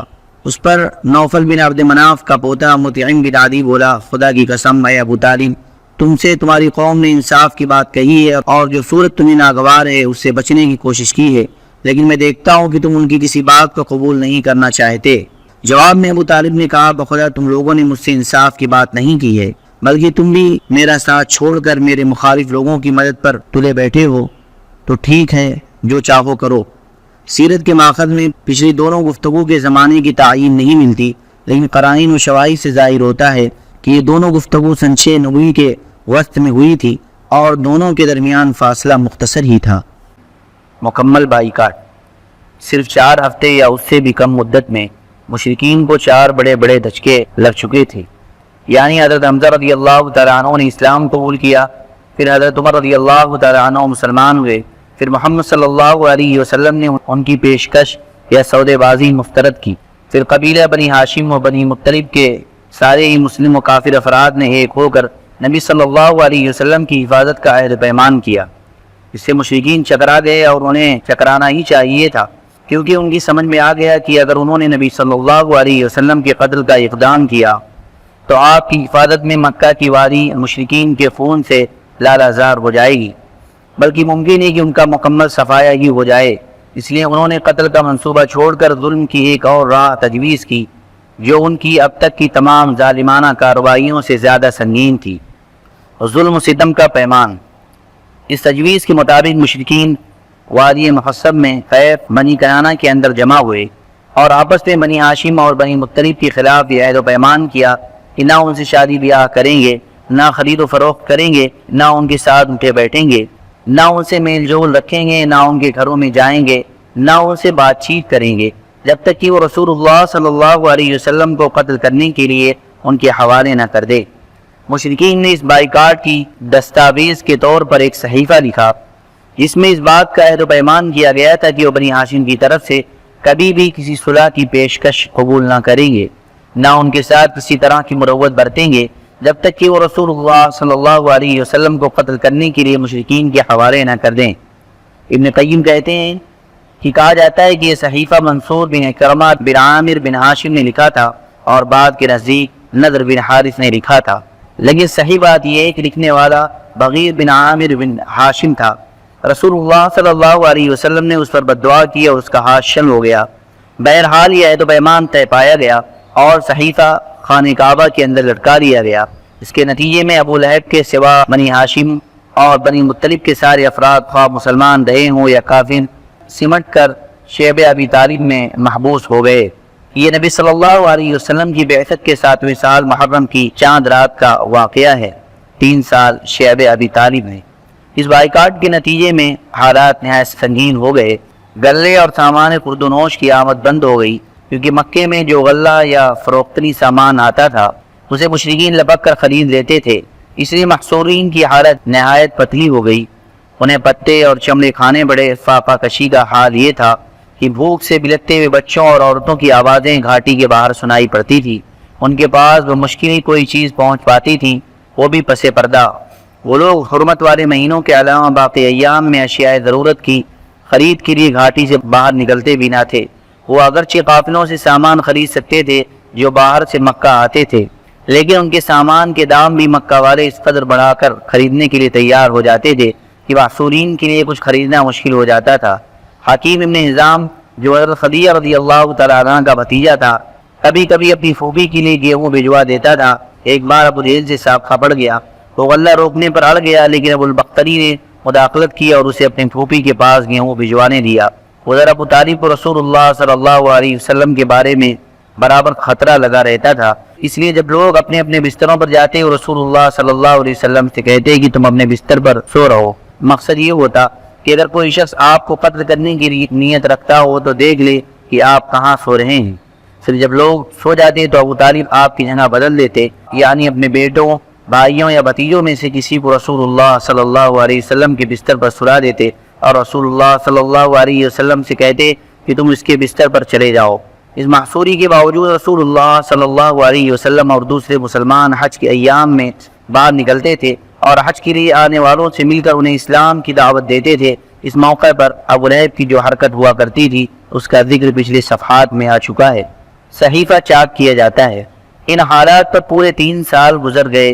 اس کے بعد محرم 10 سنہ نبوت میں صحیفہ چاک کیے جانے اور اس ظالمانہ عہد و پیمان کو ختم کیے جانے کا واقعہ پیش آیا۔ اس کی وجہ یہ تھی کہ شروع ہی سے قریش کے کچھ لوگ اگر اس عہد و پیمان سے راضی تھے تو کچھ ناراض بھی تھے، اور انہی ناراض لوگوں نے اس صحیفے کو چاک کرنے کی تگ و دو کی۔ اس کا اصل محرک قبیلہ بنو عامر بن لوئی کا ہشام بن عمرو نامی ایک شخص تھا۔ یہ رات کی تاریکی میں چپکے چپکے شیب ابی طالب کے اندر غلہ بھجوا کر بنو ہاشم کی مدد بھی کیا کرتا تھا۔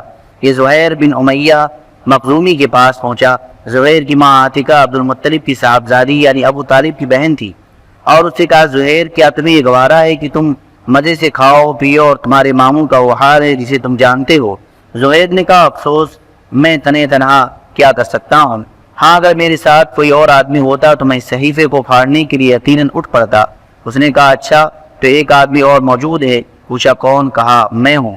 زہیر نے کہا اچھا اب تو تیسرا آدمی تلاش کرو۔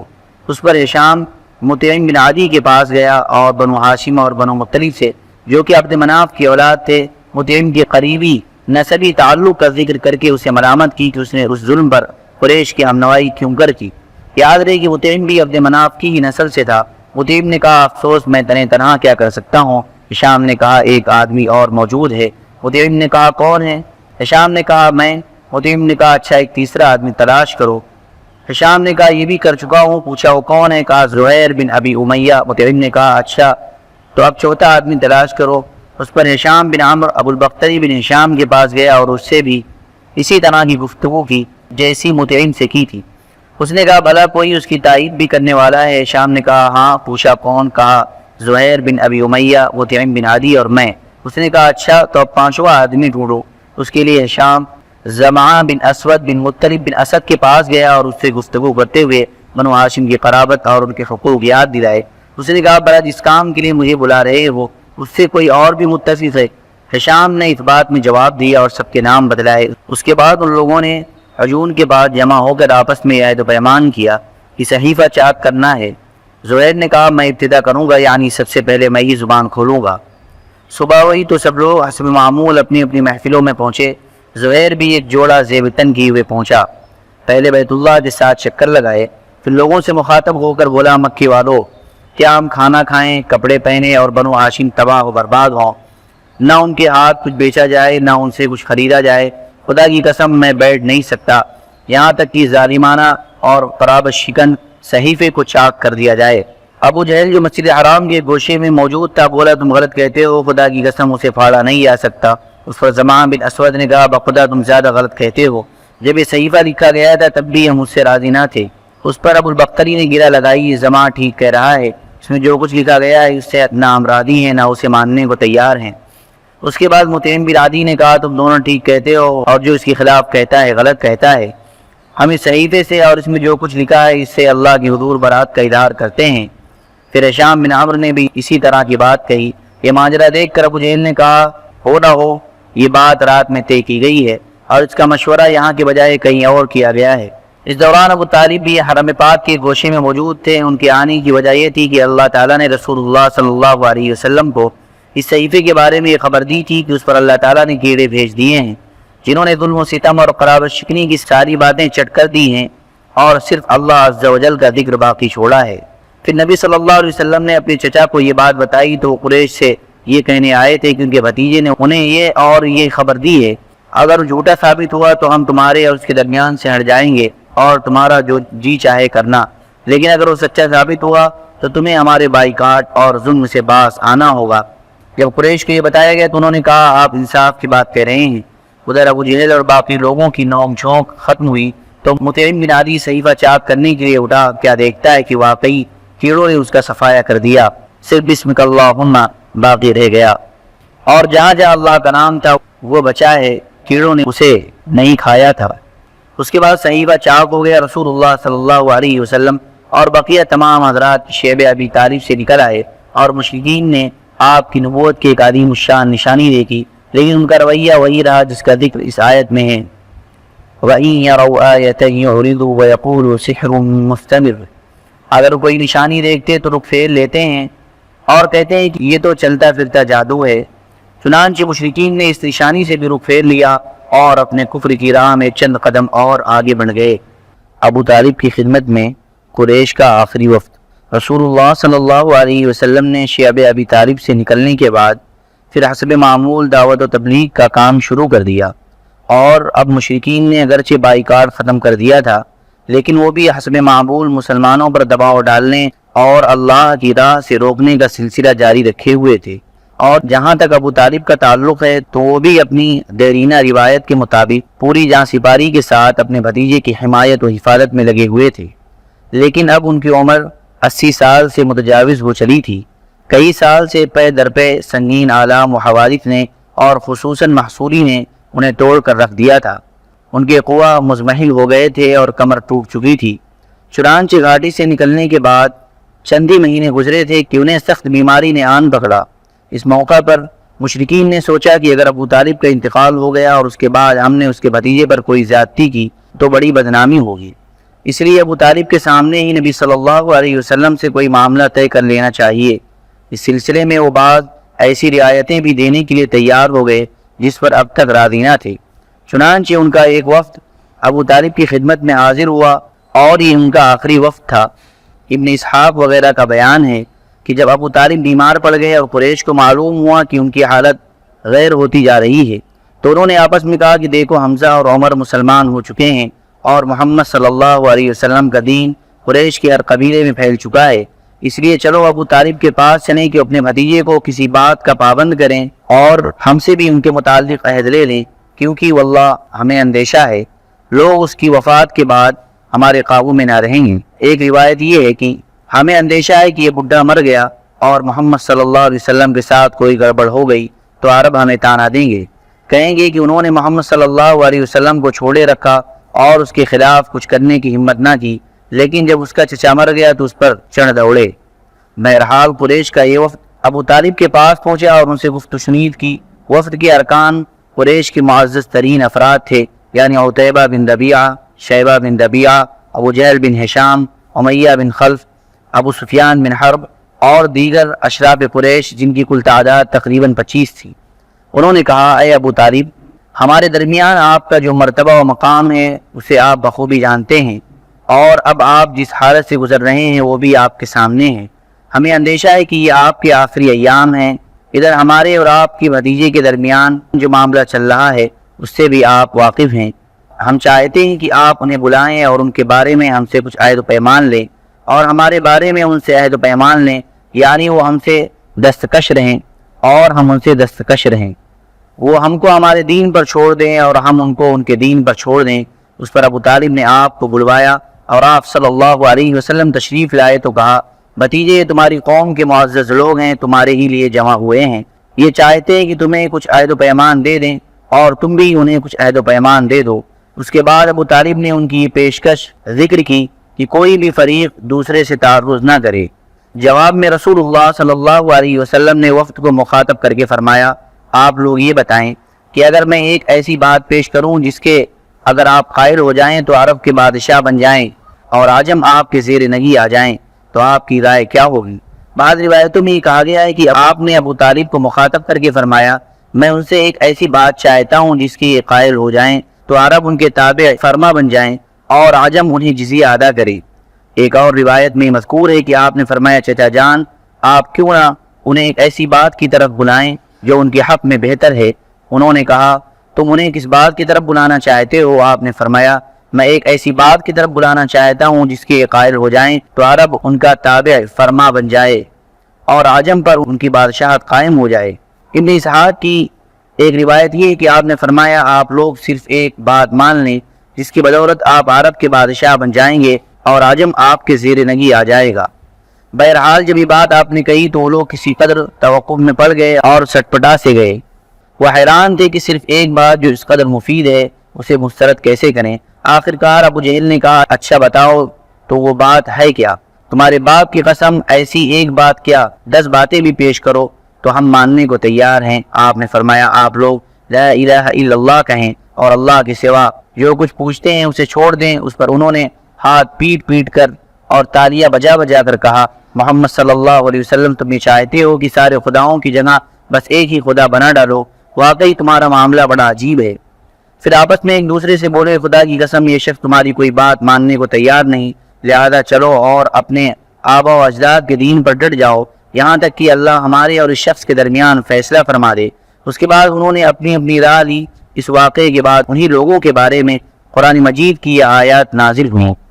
بسم اللہ الرحمن الرحیم صاد والقرآن ذی الذکر بل الذین کفروا فی عزت وشقاق کم اہلکنا من قبلهم من قرن فنادوا ولا تحین مناص وعجبوا أن جاءهم منذر منهم وقال الكافرون هذا ساحر كذاب أجعل الآلهة إلها واحدا إن هذا لشيء عجاب وانطلق الملأ منهم أن امشوا واصبروا على آلهتكم إن هذا لشيء يراد ما سمعنا بهذا في الملة الآخرة إن هذا إلا اختلاق۔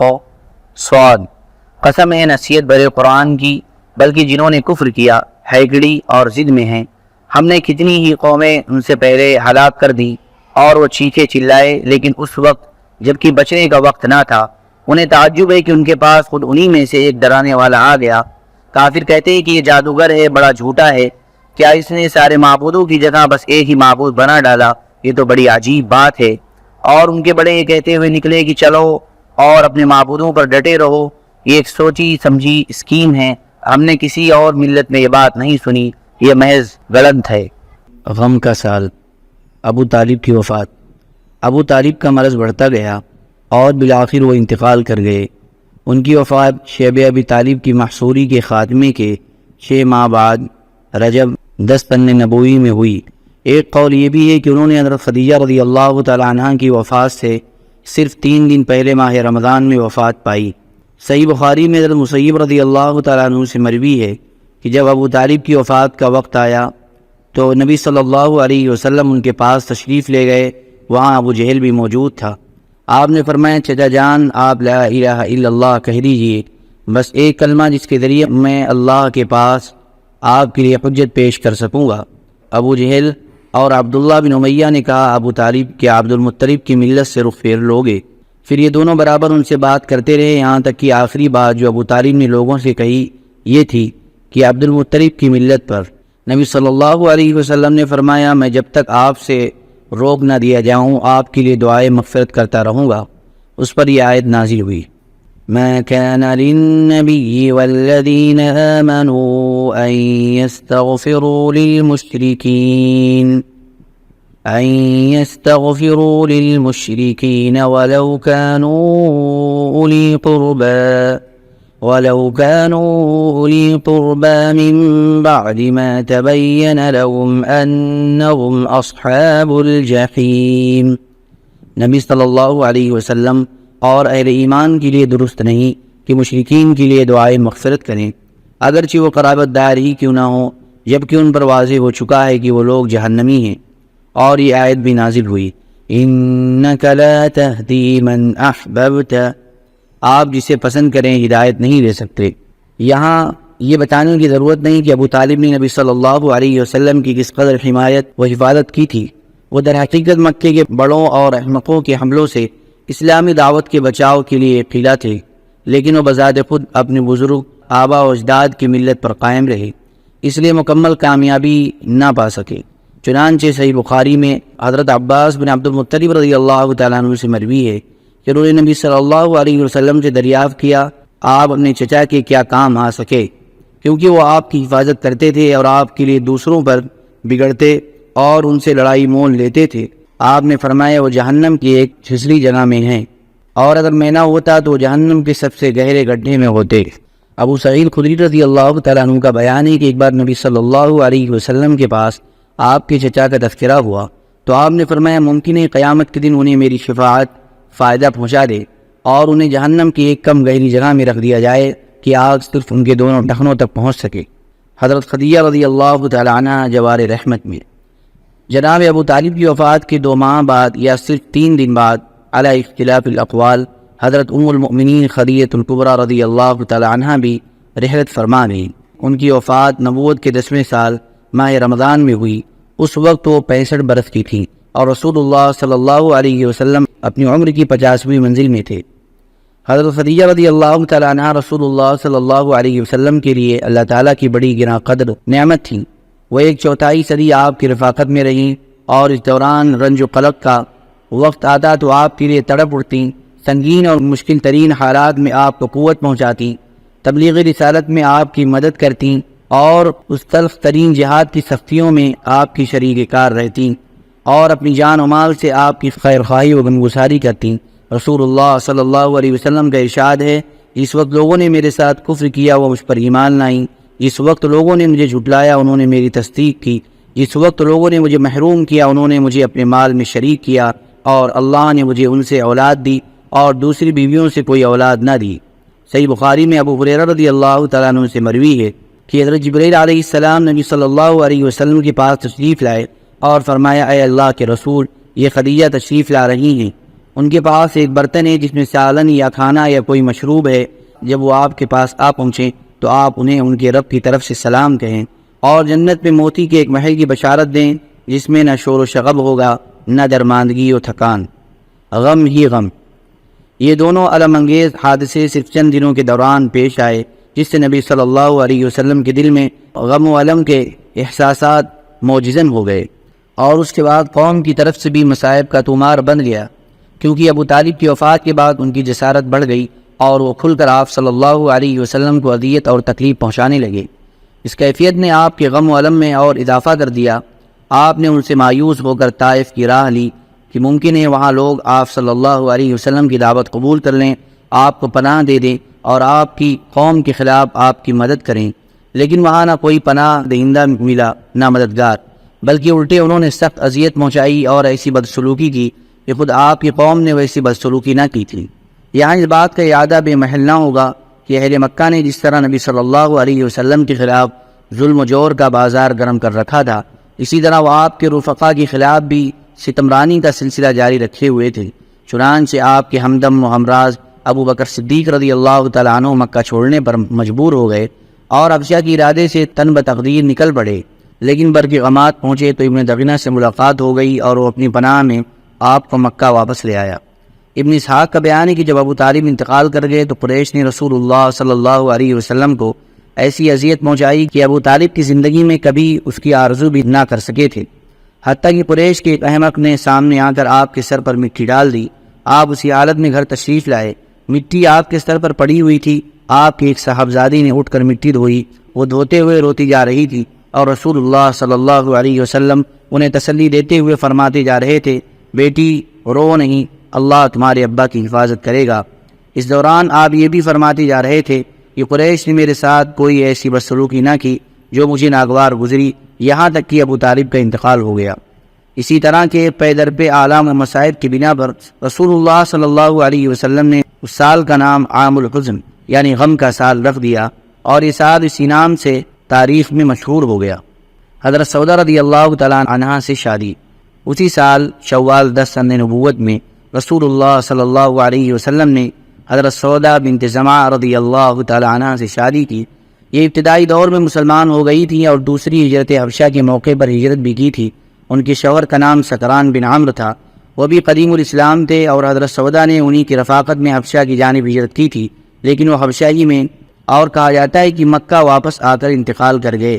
اس کے بعد جب حضرت سودا رضی اللہ تعالیٰ عنہ کی عدت ختم ہو گئی تو نبی صلی اللہ علیہ وسلم نے ان کو شادی کا پیغام دیا اور پھر شادی ہو گئی۔ یہ حضرت خدیجہ رضی اللہ تعالیٰ عنہ کی وفات کے بعد پہلی بیوی ہیں جن سے رسول اللہ صلی اللہ علیہ وسلم نے شادی کی۔ چند برس بعد انہوں نے اپنی باری حضرت عائشہ رضی اللہ تعالیٰ عنہ کو ہبہ کر دی تھی۔ ابتدائی مسلمانوں کا صبر و ثبات اور اس کے اسباب و عوامل۔ یہاں پہنچ کر گہری سوجھ بوجھ اور مضبوط دل و دماغ کا آدمی بھی حیرت زدہ رہ جاتا ہے، اور بڑے بڑے عقلاء دم بخود ہو کر پوچھتے ہیں کہ آخر وہ کیا اسباب و عوامل تھے جنہوں نے مسلمانوں کو اس قدر معجزانہ حد تک ثابت قدم رکھا۔ آخر مسلمانوں نے کس طرح ان بے پایا مظالم پر صبر کیا جنہیں سن کر رونگٹے کھڑے ہو جاتے ہیں اور دل لرز اٹھتا ہے۔ بار بار کھٹکنے اور دل کی تہوں سے ابھرنے والے اس سوال کے پیش نظر مناسب معلوم ہوتا ہے کہ ان اسباب و عوامل کی طرف ایک سرسری اشارہ کر دیا جائے۔ نمبر 1، ان میں سب سے پہلا اور اہم سبب اللہ کی ذات واحد پر ایمان اور اس کی ٹھیک ٹھیک معرفت ہے، کیونکہ جب ایمان کی بشاشت دلوں میں جاگزی ہو جاتی ہے تو پہاڑوں سے ٹکرا جاتا ہے اور اسی کا پلہ بھاری رہتا ہے، اور جو شخص ایسے ایمان محکم اور یقین کامل سے بہرور ہو وہ دنیا کی مشکلات کو خواہ وہ جتنی بھی زیادہ ہو اور جیسی بھی بھاری بھرکم، خطرناک اور سخت ہو، اپنے ایمان کے بالمقابل اس کائی سے زیادہ اہمیت نہیں دیتا جو کسی بند توڑ اور قلعہ شکن سیلاب کی بالائی سطح پر جم جاتی ہے۔ اس لیے مومن اپنے ایمان کی حلاوت، یقین کی تازگی اور اعتقاد کی بشاشت کے سامنے ان مشکلات کی کوئی پرواہ نہیں کرتا، کیونکہ فَأَمَّا الزَّبَدُ فَيَذْهَبُ جُفَاءً وَأَمَّا مَا يَنفَعُ النَّاسَ فَيَمْكُثُ فِي الْأَرْضِ، جو جھاگ ہے وہ تو بیکار ہو کر اڑ جاتا ہے، اور جو لوگوں کو نفع دینے والی چیز ہے وہ زمین میں برقرار رہتی ہے۔ پھر اسی ایک سبب سے ایسے اسباب وجود میں آتے ہیں جو اس صبر و ثبات کو قوت بخشتے ہیں۔ مثلا نمبر 2، پرکشش قیادت۔ نبی اکرم صلی اللہ علیہ وسلم جو امت اسلامیہ ہی نہیں بلکہ ساری انسانیت کے سب سے بلند پایہ قائد و رہنما تھے، ایسے جسمانی جمال، نفسانی کمال، کریمانہ اخلاق، باعظمت کردار اور شریفانہ عادت و اطوار سے بہرور تھے کہ دل خود بخود آپ صلی اللہ علیہ وسلم کی جانب کھینچے چلے جاتے تھے، اور طبیعتیں خود بخود آپ صلی اللہ علیہ وسلم پر نشاور ہو جاتی تھیں، کیونکہ جن کمالات پر لوگ جان چھڑکتے ہیں ان سے آپ صلی اللہ علیہ وسلم کو اتنا بھرپور حصہ ملا تھا کہ اتنا کسی اور انسان کو دیا ہی نہیں گیا۔ آپ صلی اللہ علیہ وسلم شرف و عظمت اور فضل و کمال کی سب سے بلند چوٹی پر جلوہ فگن تھے۔ عفت و امانت، صدق و صفا اور جملہ امور خیر میں آپ صلی اللہ علیہ وسلم کو وہ امتیازی مقام تھا کہ رفقا تو رفقا، آپ صلی اللہ علیہ وسلم کے دشمنوں کو بھی آپ صلی اللہ علیہ وسلم کی اکتائی و انفرادیت پر کبھی شک نہ گزرا۔ آپ صلی اللہ علیہ وسلم کی زبان سے جو بات نکل گئی دشمنوں کو بھی یقین ہو گیا کہ وہ سچی ہے اور ہو کر رہے گی۔ واقعات اس کی شہادت دیتے ہیں۔ ایک بار قریش کے ایسے 3 آدمی اکٹھے ہوئے جن میں سے ہر ایک نے اپنے بقیہ 2 ساتھیوں سے چھپ چھپا کر قرآن مجید سنا تھا، لیکن بعد میں ہر ایک کا راز دوسرے پر فاش ہو گیا تھا۔ انہی 3 آدمیوں میں سے ایک ابو جہل بھی تھا۔ تینوں اکٹھے ہوئے تو ایک نے ابو جہل سے دریافت کیا کہ بتاؤ تم نے جو کچھ محمد صلی اللہ علیہ وسلم سے سنا ہے اس کے بارے میں تمہاری کیا رائے ہے؟ ابو جہل نے کہا میں نے کیا سنا، بات دراصل یہ ہے کہ ہم نے اور بنو عبد مناف نے شرف و عظمت میں ایک دوسرے کا مقابلہ کیا۔ انہوں نے غربا و مساکین کو کھلایا تو ہم نے بھی کھلایا، انہوں نے داد و دیش میں سواریاں عطا کی تو ہم نے بھی عطا کی، انہوں نے لوگوں کو عطیات سے نوازا تو ہم نے بھی ایسا کیا، یہاں تک کہ جب ہم اور وہ گھٹنوں گھٹنوں ایک دوسرے کے ہم پلہ ہو گئے اور ہماری اور ان کی حیثیت ریس کے دو مد مقابل گھوڑوں کی سی ہو گئی، تو اب بنو عبد مناف کہتے ہیں کہ ہمارے اندر ایک نبی ہے جس کے پاس آسمان سے وحی آتی ہے، بھلا بتلائیے کہ ہم اسے کب پا سکتے ہیں؟ خدا کی قسم ہم اس شخص پر کبھی ایمان نہ لائیں گے اور اس کی ہرگز تصدیق نہ کریں گے۔ چنانچہ ابو جہل کہا کرتا تھا اے محمد صلی اللہ علیہ وسلم، ہم تمہیں جھوٹا نہیں کہتے، لیکن تم جو کچھ لے کر آئے ہو اس کی تکذیب کرتے ہیں۔ اسی بارے میں اللہ تعالیٰ نے یہ آیت نازل فرمائی فَإِنَّهُمْ لَا يُكَذِّبُونَكَ وَلَكِنَّ الظَّالِمِينَ بِآيَاتِ اللَّهِ يَجْحَدُونَ۔ یہ لوگ آپ کو نہیں جھٹلاتے بلکہ یہ ظالم اللہ کی آیتوں کا انکار کرتے ہیں۔ اس واقعے کی تفصیل گزر چکی ہے کہ ایک روز کفار نے نبی صلی اللہ علیہ وسلم کو 3 بار لعن طعن کی، اور تیسری دفعہ میں آپ صلی اللہ علیہ وسلم نے فرمایا اے قریش کی جماعت، میں تمہارے پاس ذبح کا حکم لے کر آیا ہوں۔ تو یہ بات ان پر اس طرح اثر کر گئی کہ جو شخص عداوت میں سب سے بڑھ کر تھا وہ بھی بہتر سے بہتر جو جملہ پا سکتا تھا اس کے ذریعے آپ صلی اللہ علیہ وسلم کو راضی کرنے کی کوشش میں لگ گیا۔ اسی طرح اس کی تفصیل بھی گزر چکی ہے کہ جب حالت سجدہ میں آپ صلی اللہ علیہ وسلم پر اوجڑی ڈالی گئی اور آپ صلی اللہ علیہ وسلم نے سر اٹھانے کے بعد اس حرکت کے کرنے والوں پر بد دعا کی تو ان کی ہنسی ہوا ہو گئی اور ان کے اندر غم و قلق کی لہر دوڑ پڑی، انہیں یقین ہو گیا کہ اب ہم بچ نہیں سکتے۔ یہ واقعہ بھی بیان کیا جا چکا ہے کہ آپ صلی اللہ علیہ وسلم نے ابو لہب کے بیٹے عتیبہ پر بد دعا کی تو اسے یقین ہو گیا کہ وہ آپ صلی اللہ علیہ وسلم کی بد دعا کی زد سے بچ نہیں سکتا، چنانچہ اس نے ملک شام کے سفر میں شیر کو دیکھتے ہی کہا واللہ محمد نے مکہ میں رہتے ہوئے مجھے قتل کر دیا۔ ابی بن خلف کا واقعہ ہے کہ وہ بار بار آپ صلی اللہ علیہ وسلم کو قتل کی دھمکیاں دیا کرتا تھا۔ ایک بار آپ صلی اللہ علیہ وسلم نے جواباً فرمایا کہ تم نہیں بلکہ میں تمہیں قتل کروں گا انشاءاللہ۔ اس کے بعد جب آپ صلی اللہ علیہ وسلم نے جنگ احد کے روز ابی کی گردن پر نیزہ مارا تو اگرچہ اس سے معمولی خراش آئی، لیکن ابی بار بار یہی کہے جا رہا تھا کہ محمد نے مجھ سے مکہ میں کہا تھا کہ میں تمہیں قتل کروں گا، اس لیے اگر مجھ پر تھوک ہی دیتا تو بھی میری جان نکل جاتی۔ اسی طرح ایک بار حضرت سعد بن معاذ رضی اللہ تعالیٰ عنہ نے مکہ میں امیہ بن خلف سے کہہ دیا کہ میں نے رسول اللہ صلی اللہ علیہ وسلم کو یہ فرماتے ہوئے سنا ہے کہ مسلمان تمہیں قتل کریں گے، تو اس سے امیہ پر سخت گھبراہٹ طاری ہو گئی جو مسلسل قائم رہی، چنانچہ اس نے عہد کر لیا کہ وہ مکہ سے باہر ہی نہ نکلے گا، اور جب جنگ بدر کے موقع پر ابو جہل کے اصرار سے مجبور ہو کر نکلنا پڑا تو اس نے مکے کا سب سے تیز رو اونٹ خریدا تاکہ خطرے کی علامات ظاہر ہوتے ہی چرم پت ہو جائے۔ ادھر جنگ میں جانے پر آمادہ دیکھ کر اس کی بیوی نے بھی ٹوکا کہ ابو صفوان آپ کے یثربی بھائی نے جو کچھ کہا تھا اسے آپ بھول گئے۔ ابو صفوان نے جواب دیا کہ نہیں، بلکہ میں خدا کی قسم ان کے ساتھ تھوڑی ہی دور جاؤں گا۔ یہ تو آپ صلی اللہ علیہ وسلم کے دشمنوں کا حال تھا، باقی رہے آپ صلی اللہ علیہ وسلم کے صحابہ رضی اللہ عنہم اور رفقا، تو آپ صلی اللہ علیہ وسلم تو ان کے لیے دیدہ و دل اور جان و روح کی حیثیت رکھتے تھے۔ ان کی دل کی گہرائیوں سے آپ صلی اللہ علیہ وسلم کے لیے حب صادق کے جذبے اس طرح ابلتے تھے جیسے نشیب کی طرف پانی بہتا ہے، اور جان و دل اس طرح آپ صلی اللہ علیہ وسلم کی طرف کھینچے چلے جاتے تھے جیسے لوہا مقناطیس کی طرف کھینچتا ہے۔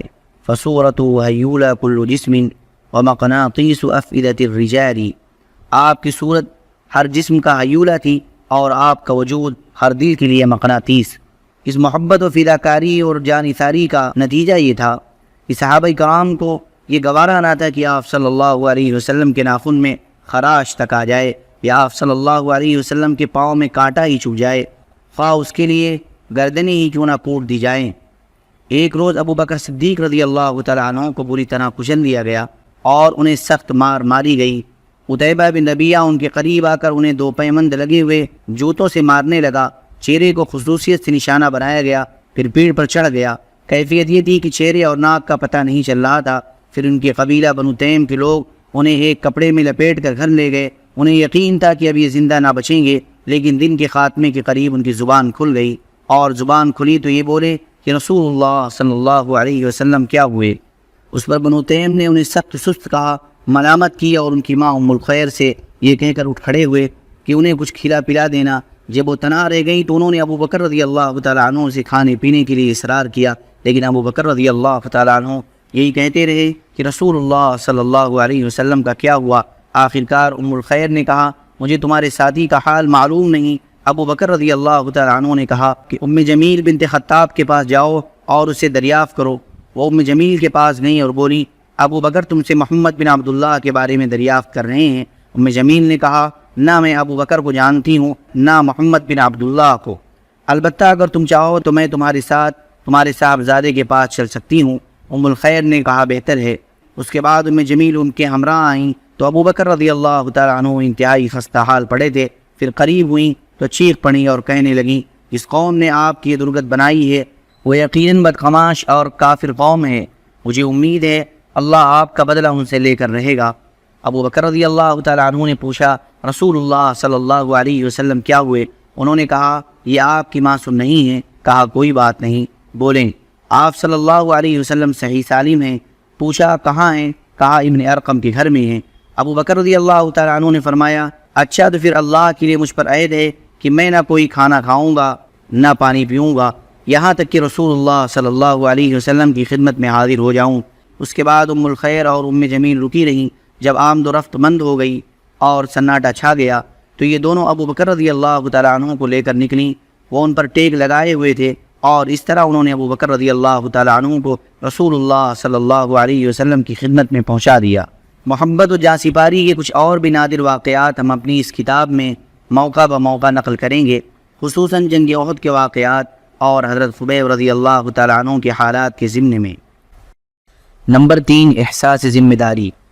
صحابہ کرام رضی اللہ تعالیٰ عنہ جانتے تھے کہ یہ مشتقات جسے انسان کہا جاتا ہے اس پر کتنا بھاری بھرکم اور زبردست ذمہ داریاں ہیں، اور یہ کہ ان ذمہ داریوں سے کسی صورت میں گریز اور پہلو تہی نہیں کی جا سکتی، کیونکہ اس گریز کے جو نتائج ہوں گے وہ موجودہ ظلم و ستم سے زیادہ خوفناک اور ہلاکت آفرین ہوں گے، اور اس کے گریز بعد خود ان کو اور ساری انسانیت کو جو خسارہ لاحق ہوگا وہ اس قدر شدید ہوگا کہ اس ذمہ داری کے نتیجہ میں پیش آنے والی مشکلات اس خسارے کے مقابل کوئی حیثیت نہیں رکھتی۔ نمبر 4، آخرت پر ایمان، جو مذکورہ احساس ذمہ داری کی تقویت کا باعث تھا۔ صحابہ کرام رضی اللہ تعالیٰ عنہم اس بات کا غیر متزلزل یقین رکھتے تھے کہ انہیں رب العالمین کے سامنے کھڑا ہونا ہے، پھر ان کے چھوٹے بڑے اور معمولی و غیر معمولی ہر طرح کے اعمال کا حساب لیا جائے گا۔ اس کے بعد یا تو نعمتوں بھری دائمی جنت ہوگی یا عذاب سے بھڑکتی ہوئی جہنم۔ اس یقین کا نتیجہ یہ تھا کہ صحابہ کرام رضی اللہ تعالیٰ عنہم اپنی زندگی امید و بیم کی حالت میں گزارتے تھے، یعنی اپنے پروردگار کی رحمت کی امید رکھتے تھے اور اس کے عذاب کا خوف، اور ان کی کیفیت وہی رہتی تھی جو اس آیت میں بیان کی گئی ہے، وَالَّذِينَ يُؤْتُونَ مَا آتَوْا وَقُلُوبُهُمْ وَجِلَةٌ أَنَّهُمْ إِلَىٰ رَبِّهِمْ رَاجِعُونَ۔ وہ جو کچھ کرتے ہیں دل کے اس خوف کے ساتھ کرتے ہیں کہ انہیں اپنے رب کے پاس پلٹ کر جانا ہے۔ انہیں اس کا بھی یقین تھا کہ دنیا اپنی ساری نعمتوں اور مصیبتوں سمیت آخرت کے مقابل مچھر کے ایک پر کے برابر بھی نہیں، اور یہ یقین اتنا پختہ تھا کہ اس کے سامنے دنیا کی ساری مشکلات، مشقتیں اور تلخیاں ہیج تھیں، اس لیے وہ ان مشکلات اور تلخیوں کو کوئی حیثیت نہیں دیتے تھے۔ انہیں پرخطر، مشکل ترین اور تیرہ وتار حالات میں ایسی صورتیں اور آیتیں بھی نازل ہو رہی تھیں جن میں بڑے ٹھوس اور پرکشش انداز سے اسلام کے بنیادی اصولوں پر دلائل و براہین قائم کیے گئے تھے، اور اس وقت اسلام کی دعوت انہیں اصولوں کی گردش کر رہی تھی۔ ان آیتوں میں اہل اسلام کو ایسے بنیادی امور بتلائے جا رہے تھے جن پر اللہ تعالیٰ نے عالمی انسانیت کے سب سے باعظمت اور پر رونق معاشرے یعنی اسلامی معاشرے کی تعمیر و تشکیل مقدر کر رکھی تھی۔ نیز ان آیات میں مسلمانوں کے جذبات و احساسات کو پامردی و ثبات قدمی پر ابھارا جا رہا تھا، اس کے لیے مثالیں دی جا رہی تھیں اور اس کی حکمتیں بیان کی جاتی تھیں۔ ام حسبتم ان تدخلوا الجنة ولما يأتكم مثل الذين خلوا من قبلكم مستهم البأساء والضراء وزلزلوا حتى يقول الرسول والذين آمنوا معه متى نصر الله ألا إن نصر الله قریب۔ تم سمجھتے ہو کہ جنت میں چلے جاؤ گے، حالانکہ ابھی تم پر ان لوگوں جیسی حالت نہیں آئی جو تم سے پہلے گزر چکے ہیں۔ وہ سختیوں اور بدحالیوں سے دوچار ہوئے اور انہیں جھنجھوڑ دیا گیا، یہاں تک کہ رسول اور جو لوگ ان پر ایمان لائے تھے بول اٹھے کہ اللہ کی مدد کب آئے گی۔ سنو، اللہ کی مدد قریب ہے۔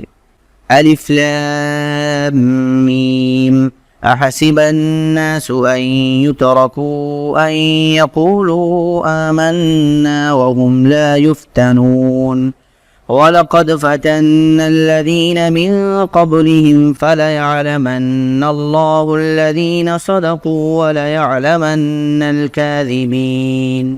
الف لام میم۔ کیا لوگوں نے یہ سمجھ رکھا ہے کہ انہیں یہ کہنے پر چھوڑ دیا جائے گا کہ ہم ایمان لائے اور ان کی آزمائش نہیں کی جائے گی، حالانکہ ان سے پہلے جو لوگ تھے ہم نے ان کی آزمائش کی، لہذا ان کے بارے میں بھی اللہ یہ ضرور معلوم کرے گا کہ کن لوگوں نے سچا، اور یہ بھی ضرور معلوم کرے گا کہ کون لوگ جھوٹے ہیں۔ اور انہی کے پہلو بہ پہلو ایسی آیات کا نزول بھی ہو رہا تھا جن میں کفار و معاندین کے اعتراضات کے دندان شکن جواب دیے گئے تھے۔ ان کے لیے کوئی حیلہ باقی نہیں چھوڑا تھا، اور انہیں بڑے واضح اور دو ٹوک الفاظ میں بتلا دیا گیا تھا کہ اگر وہ اپنی گمراہی اور عناد پر مصر رہے تو اس کے نتائج کس قدر سنگین ہوں گے۔ اس کی دلیل میں گزشتہ قوموں کے ایسے واقعات اور تاریخی شواہد پیش کیے گئے تھے جن سے واضح ہوتا تھا کہ اللہ کی سنت اپنے اولیاء اور اعداء کے بارے میں کیا ہے۔ پھر اس ڈراوے کے پہلو بہ پہلو لطف و کرم کی باتیں بھی کہی جا رہی تھیں، اور افہام و تفہیم اور ارشاد و رہنمائی کا حق بھی ادا کیا جا رہا تھا تاکہ بعض آنے والے اپنی کھلی گمراہی سے باز آ سکیں۔ در حقیقت قرآن مسلمانوں کو ایک دوسری ہی دنیا کی سیر کراتا تھا اور انہیں کائنات کے مشاہد، ربوبیت کے جمال، الوہیت کے کمال، رحمت و رافت کے آثار اور لطف و رضا کے ایسے جلوے دکھاتا تھا کہ ان کے جذب و کشش کے آگے کوئی رکاوٹ برقرار ہی نہ رہ سکتی تھی۔ پھر انہی آیات کی تہ میں مسلمانوں سے ایسے خطاب بھی ہوتے تھے جن میں پروردگار کی طرف سے رحمت و رضوان اور دائمی نعمتوں سے بھری ہوئی جنت کی بشارت ہوتی تھی، اور ظالم و سرکش دشمنوں اور کافروں کے ان حالات کی تصویر کشی ہوتی تھی کہ وہ رب العالمین کی عدالت میں فیصلے کے لیے کھڑے کیے جائیں گے، ان کی بھلائیاں اور نیکیاں ضبط کر لی جائیں گی، اور انہیں چیروں کے بل گھسیٹ کر یہ کہتے ہوئے جہنم میں پھینک دیا جائے گا کہ لو جہنم کا لطف اٹھاؤ۔ کامیابی کی بشارتیں۔ ان ساری باتوں کے علاوہ مسلمانوں کو اپنی مظلومیت کے پہلے ہی دن سے بلکہ اس کے بھی پہلے سے معلوم تھا کہ اسلام قبول کرنے کے معنی یہ نہیں ہے کہ دائمی مصائب اور ہلاکت خیزیاں مول لے لی گئیں، بلکہ اسلامی دعوت روز اول سے جاہلیت جہلا اور اس کے ظالمانہ نظام کے خاتمے کے عزائم رکھتی تھی، اور اس دعوت کا ایک اہم نشانہ یہ بھی ہے کہ وہ روئے زمین پر اپنا اثر و نفوذ پھیلائے اور دنیا کے سیاسی موقف پر اس طرح غالب آ جائے کہ انسانی جمعیت اور اقوام عالم کو اللہ کی مرضی کی طرف لے جا سکے اور انہیں بندوں کی بندگی سے نکال کر اللہ کی بندگی میں داخل کر سکے۔ قرآن مجید میں یہ بشارتیں کبھی اشارتاً کبھی صراحتاً نازل ہوتی تھیں۔ چنانچہ ایک طرف حالات یہ تھے کہ مسلمانوں پر پوری روئے زمین اپنی ساری وسعتوں کے باوجود تنگ بنی ہوئی تھی، اور ایسا لگتا تھا کہ اب وہ پنپ نہ سکیں گے بلکہ ان کا مکمل صفایا کر دیا جائے گا۔ مگر دوسری طرف انہی حوصلہ شکن حالات میں ایسی آیات کا نزول بھی ہوتا رہتا تھا جن میں پچھلے انبیاء کے واقعات اور ان کی قوم کی تکذیب و کفر کی تفصیلات مذکور ہوتی تھیں، اور ان آیات میں ان کا جو نقشہ کھینچا جاتا تھا وہ بعینی وہی ہوتا تھا جو مکہ کے مسلمانوں اور کافروں کے مابین درپیش تھا۔ اس کے بعد یہ بھی بتایا جاتا تھا کہ ان حالات کے نتیجے میں کس طرح کافروں اور ظالموں کو ہلاک کیا گیا اور اللہ کے نیک بندوں کو روئے زمین کا وارث بنایا گیا۔ اس طرح ان آیات میں واضح اشارہ ہوتا تھا کہ آگے چل کر اہل مکہ ناکام و نامراد رہیں گے، اور مسلمان اور ان کی اسلامی دعوت کامیابی سے ہمکنار ہوگی۔ پھر انہی حالات و ایام میں بعض ایسی بھی آیتیں نازل ہو جاتی تھیں جن میں صراحت کے ساتھ اہل ایمان کے غلبے کی بشارت موجود ہوتی تھی۔ مثلا اللہ تعالیٰ کا ارشاد ہے وَلَقَدْ سَبَقَتْ كَلِمَتُنَا لِعِبَادِنَا الْمُرْسَلِينَ إنهم لهم المنصورون وإن جندنا لهم الغالبون فتول عنهم حتى حين وأبصرهم فسوف يبصرون أفبعذابنا يستعجلون فإذا نزل بساحتهم فساء صباح المنذرين۔ اپنے فرستادہ بندوں کے لیے ہمارا پہلے ہی یہ فیصلہ ہو چکا ہے کہ ان کی ضرور مدد کی جائے گی اور یقیناً ہمارا ہی لشکر غالب رہے گا۔ پس اے نبی صلی اللہ علیہ وسلم ایک وقت تک کے لیے تم ان سے رخ پھیر لو اور انہیں دیکھتے رہو، ان قریب یہ خود بھی دیکھ لیں گے۔ کیا یہ ہمارے عذاب کے لیے جلدی مچا رہے ہیں؟ تو جب وہ ان کے صحن میں اتر پڑے گا تو ڈرائے گئے لوگوں کی صبح بری ہو جائے گی۔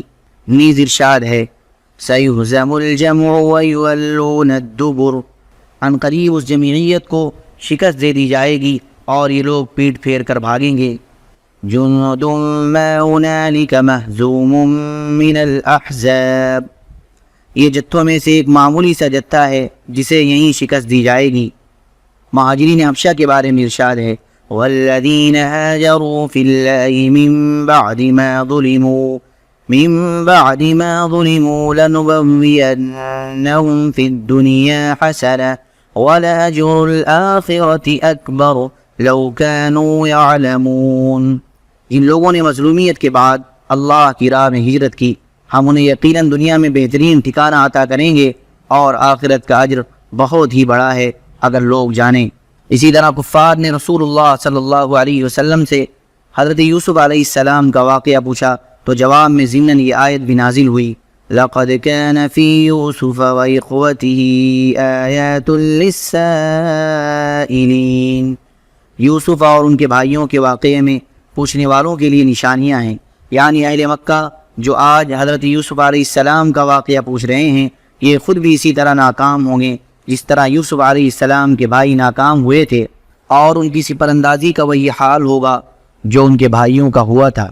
انہیں حضرت یوسف علیہ السلام اور ان کے بھائیوں کے واقعے سے عبرت پکڑنی چاہیے کہ ظالم کا حشر کیا ہوتا ہے۔ ایک جگہ پیغمبروں کا تذکرہ کرتے ہوئے ارشاد ہوا وَقَالَ الَّذِينَ كَفَرُوا لِرُسُلِهِمْ لَنُخْرِجَنَّكُمْ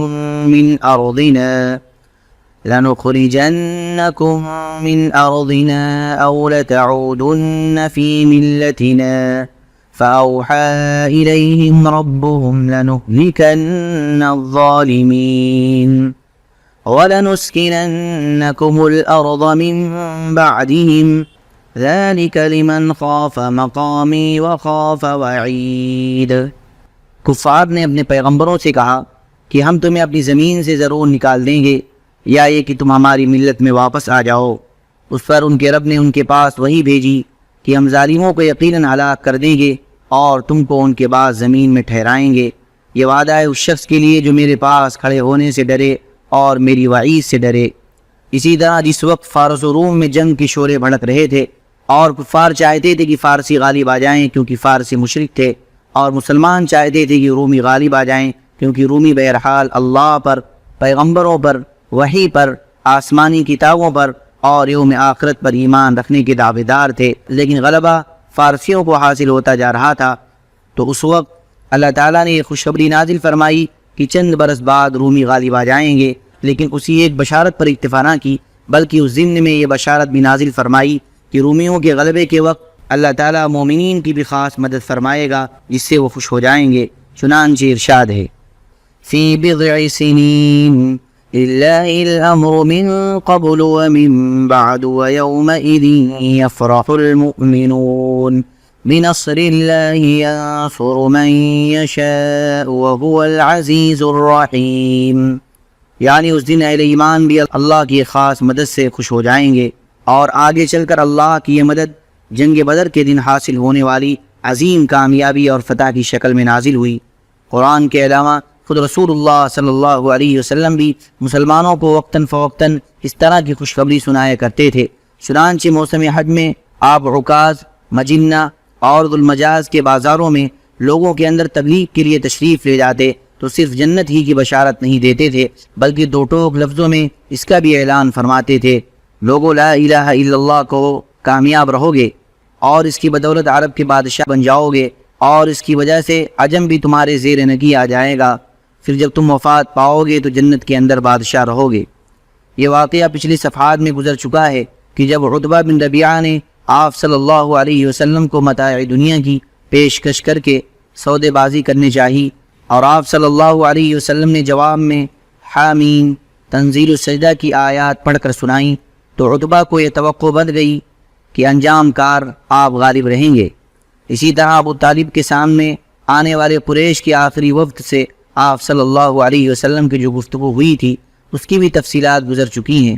اس موقع پر بھی آپ صلی اللہ علیہ وسلم نے پوری صراحت کے ساتھ فرمایا تھا کہ آپ صلی اللہ علیہ وسلم ان سے صرف ایک بات چاہتے ہیں، جسے وہ مان لیں تو عرب ان کا تابع فرما بن جائے گا اور عجم پر ان کی بادشاہت قائم ہو جائے۔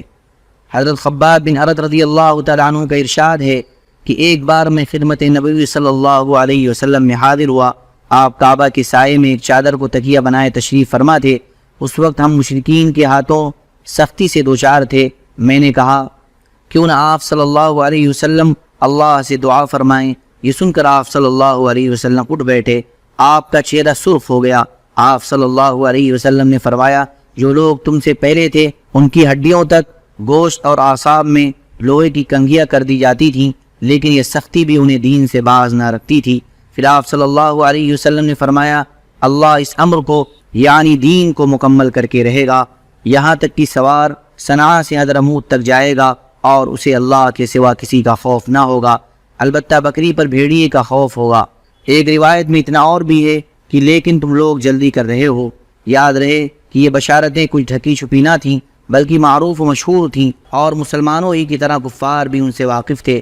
چنانچہ جب اسود بن مطلب اور اس کے رفقا صحابہ اکرام رضی اللہ تعالیٰ عنہم کو دیکھتے تو طعنہ زنی کرتے ہوئے آپس میں کہتے کہ لیجئے آپ کے پاس روئے زمین کے بادشاہ آ گئے ہیں، یہ جلدی ہی شاہان قیصر و کسریٰ کو مغلوب کریں گے۔ اس کے بعد وہ سیٹیاں اور تالیاں بجاتے۔ بہرحال صحابہ اکرام رضی اللہ تعالیٰ عنہم کے خلاف اس وقت ظلم و ستم اور مصائب و آلام کا جو ہماگیر طوفان برپا تھا، اس کی حیثیت حصول جنت کی ان یقینی امیدوں اور تابناک و پروقار مستقبل کی ان بشارتوں کے مقابل اس بادل سے زیادہ نہ تھی جو ہوا کے جھٹکے سے بکھر کر تحلیل ہو جاتا ہے۔ علاوہ ازیں رسول اللہ صلی اللہ علیہ وسلم اہل ایمان کو ایمانی مرغوبات کے ذریعے مسلسل روحانی غذا فراہم کر رہے تھے، تعلیم کتاب و حکمت کے ذریعے ان کے نفوس کا تزکیہ فرما رہے تھے، نہایت دقیق اور گہری تربیت دے رہے تھے، اور روح کی بلندی، قلب کی صفائی، اخلاق کی پاکیزگی، مادیات کے غلبے سے آزادی، شہوات کی مقاومت اور رب السماوات والارض کی کشش کے مقامات کی جانب ان کے نفوس قدسیہ کی خودی خوانی فرما رہے تھے۔ آپ صلی اللہ علیہ وسلم ان کی دلوں کی بجھتی ہوئی چنگاری کو بھڑکتے ہوئے شعلوں میں تبدیل کر دیتے تھے اور انہیں تاریکیوں سے نکال کر نور زار ہدایت میں پہنچا رہے تھے۔ انہیں اذیتوں پر صبر کی تلقین فرماتے تھے اور شریفانہ درگزر اور قہر نفس کی ہدایت دیتے تھے۔ اس کا نتیجہ یہ تھا کہ ان کی دینی پختگی فزوتر ہوتی گئی اور وہ شہوات سے کنارہ کشی، رضائے الہی کی راہ میں جہاں سپاری، جنت کے شوق، علم کی حرص، دین کی سمجھ، نفس کے محاسبے، جذبات کو دمانے، رجحانات کو موڑنے، ہیجانات کی لہروں پر قابو پانے اور صبر و سکون اور عز و وقار کی پابندی کرنے میں انسانیت کا نادر روزگار نمونہ بن گئے۔ اللہم صلی علی سیدنا و حبیبنا و محبوبنا و مولانا محمد وبارک وسلم۔ سبحان ربک رب العزت عما یصفون وسلام علی المرسلین والحمد للہ رب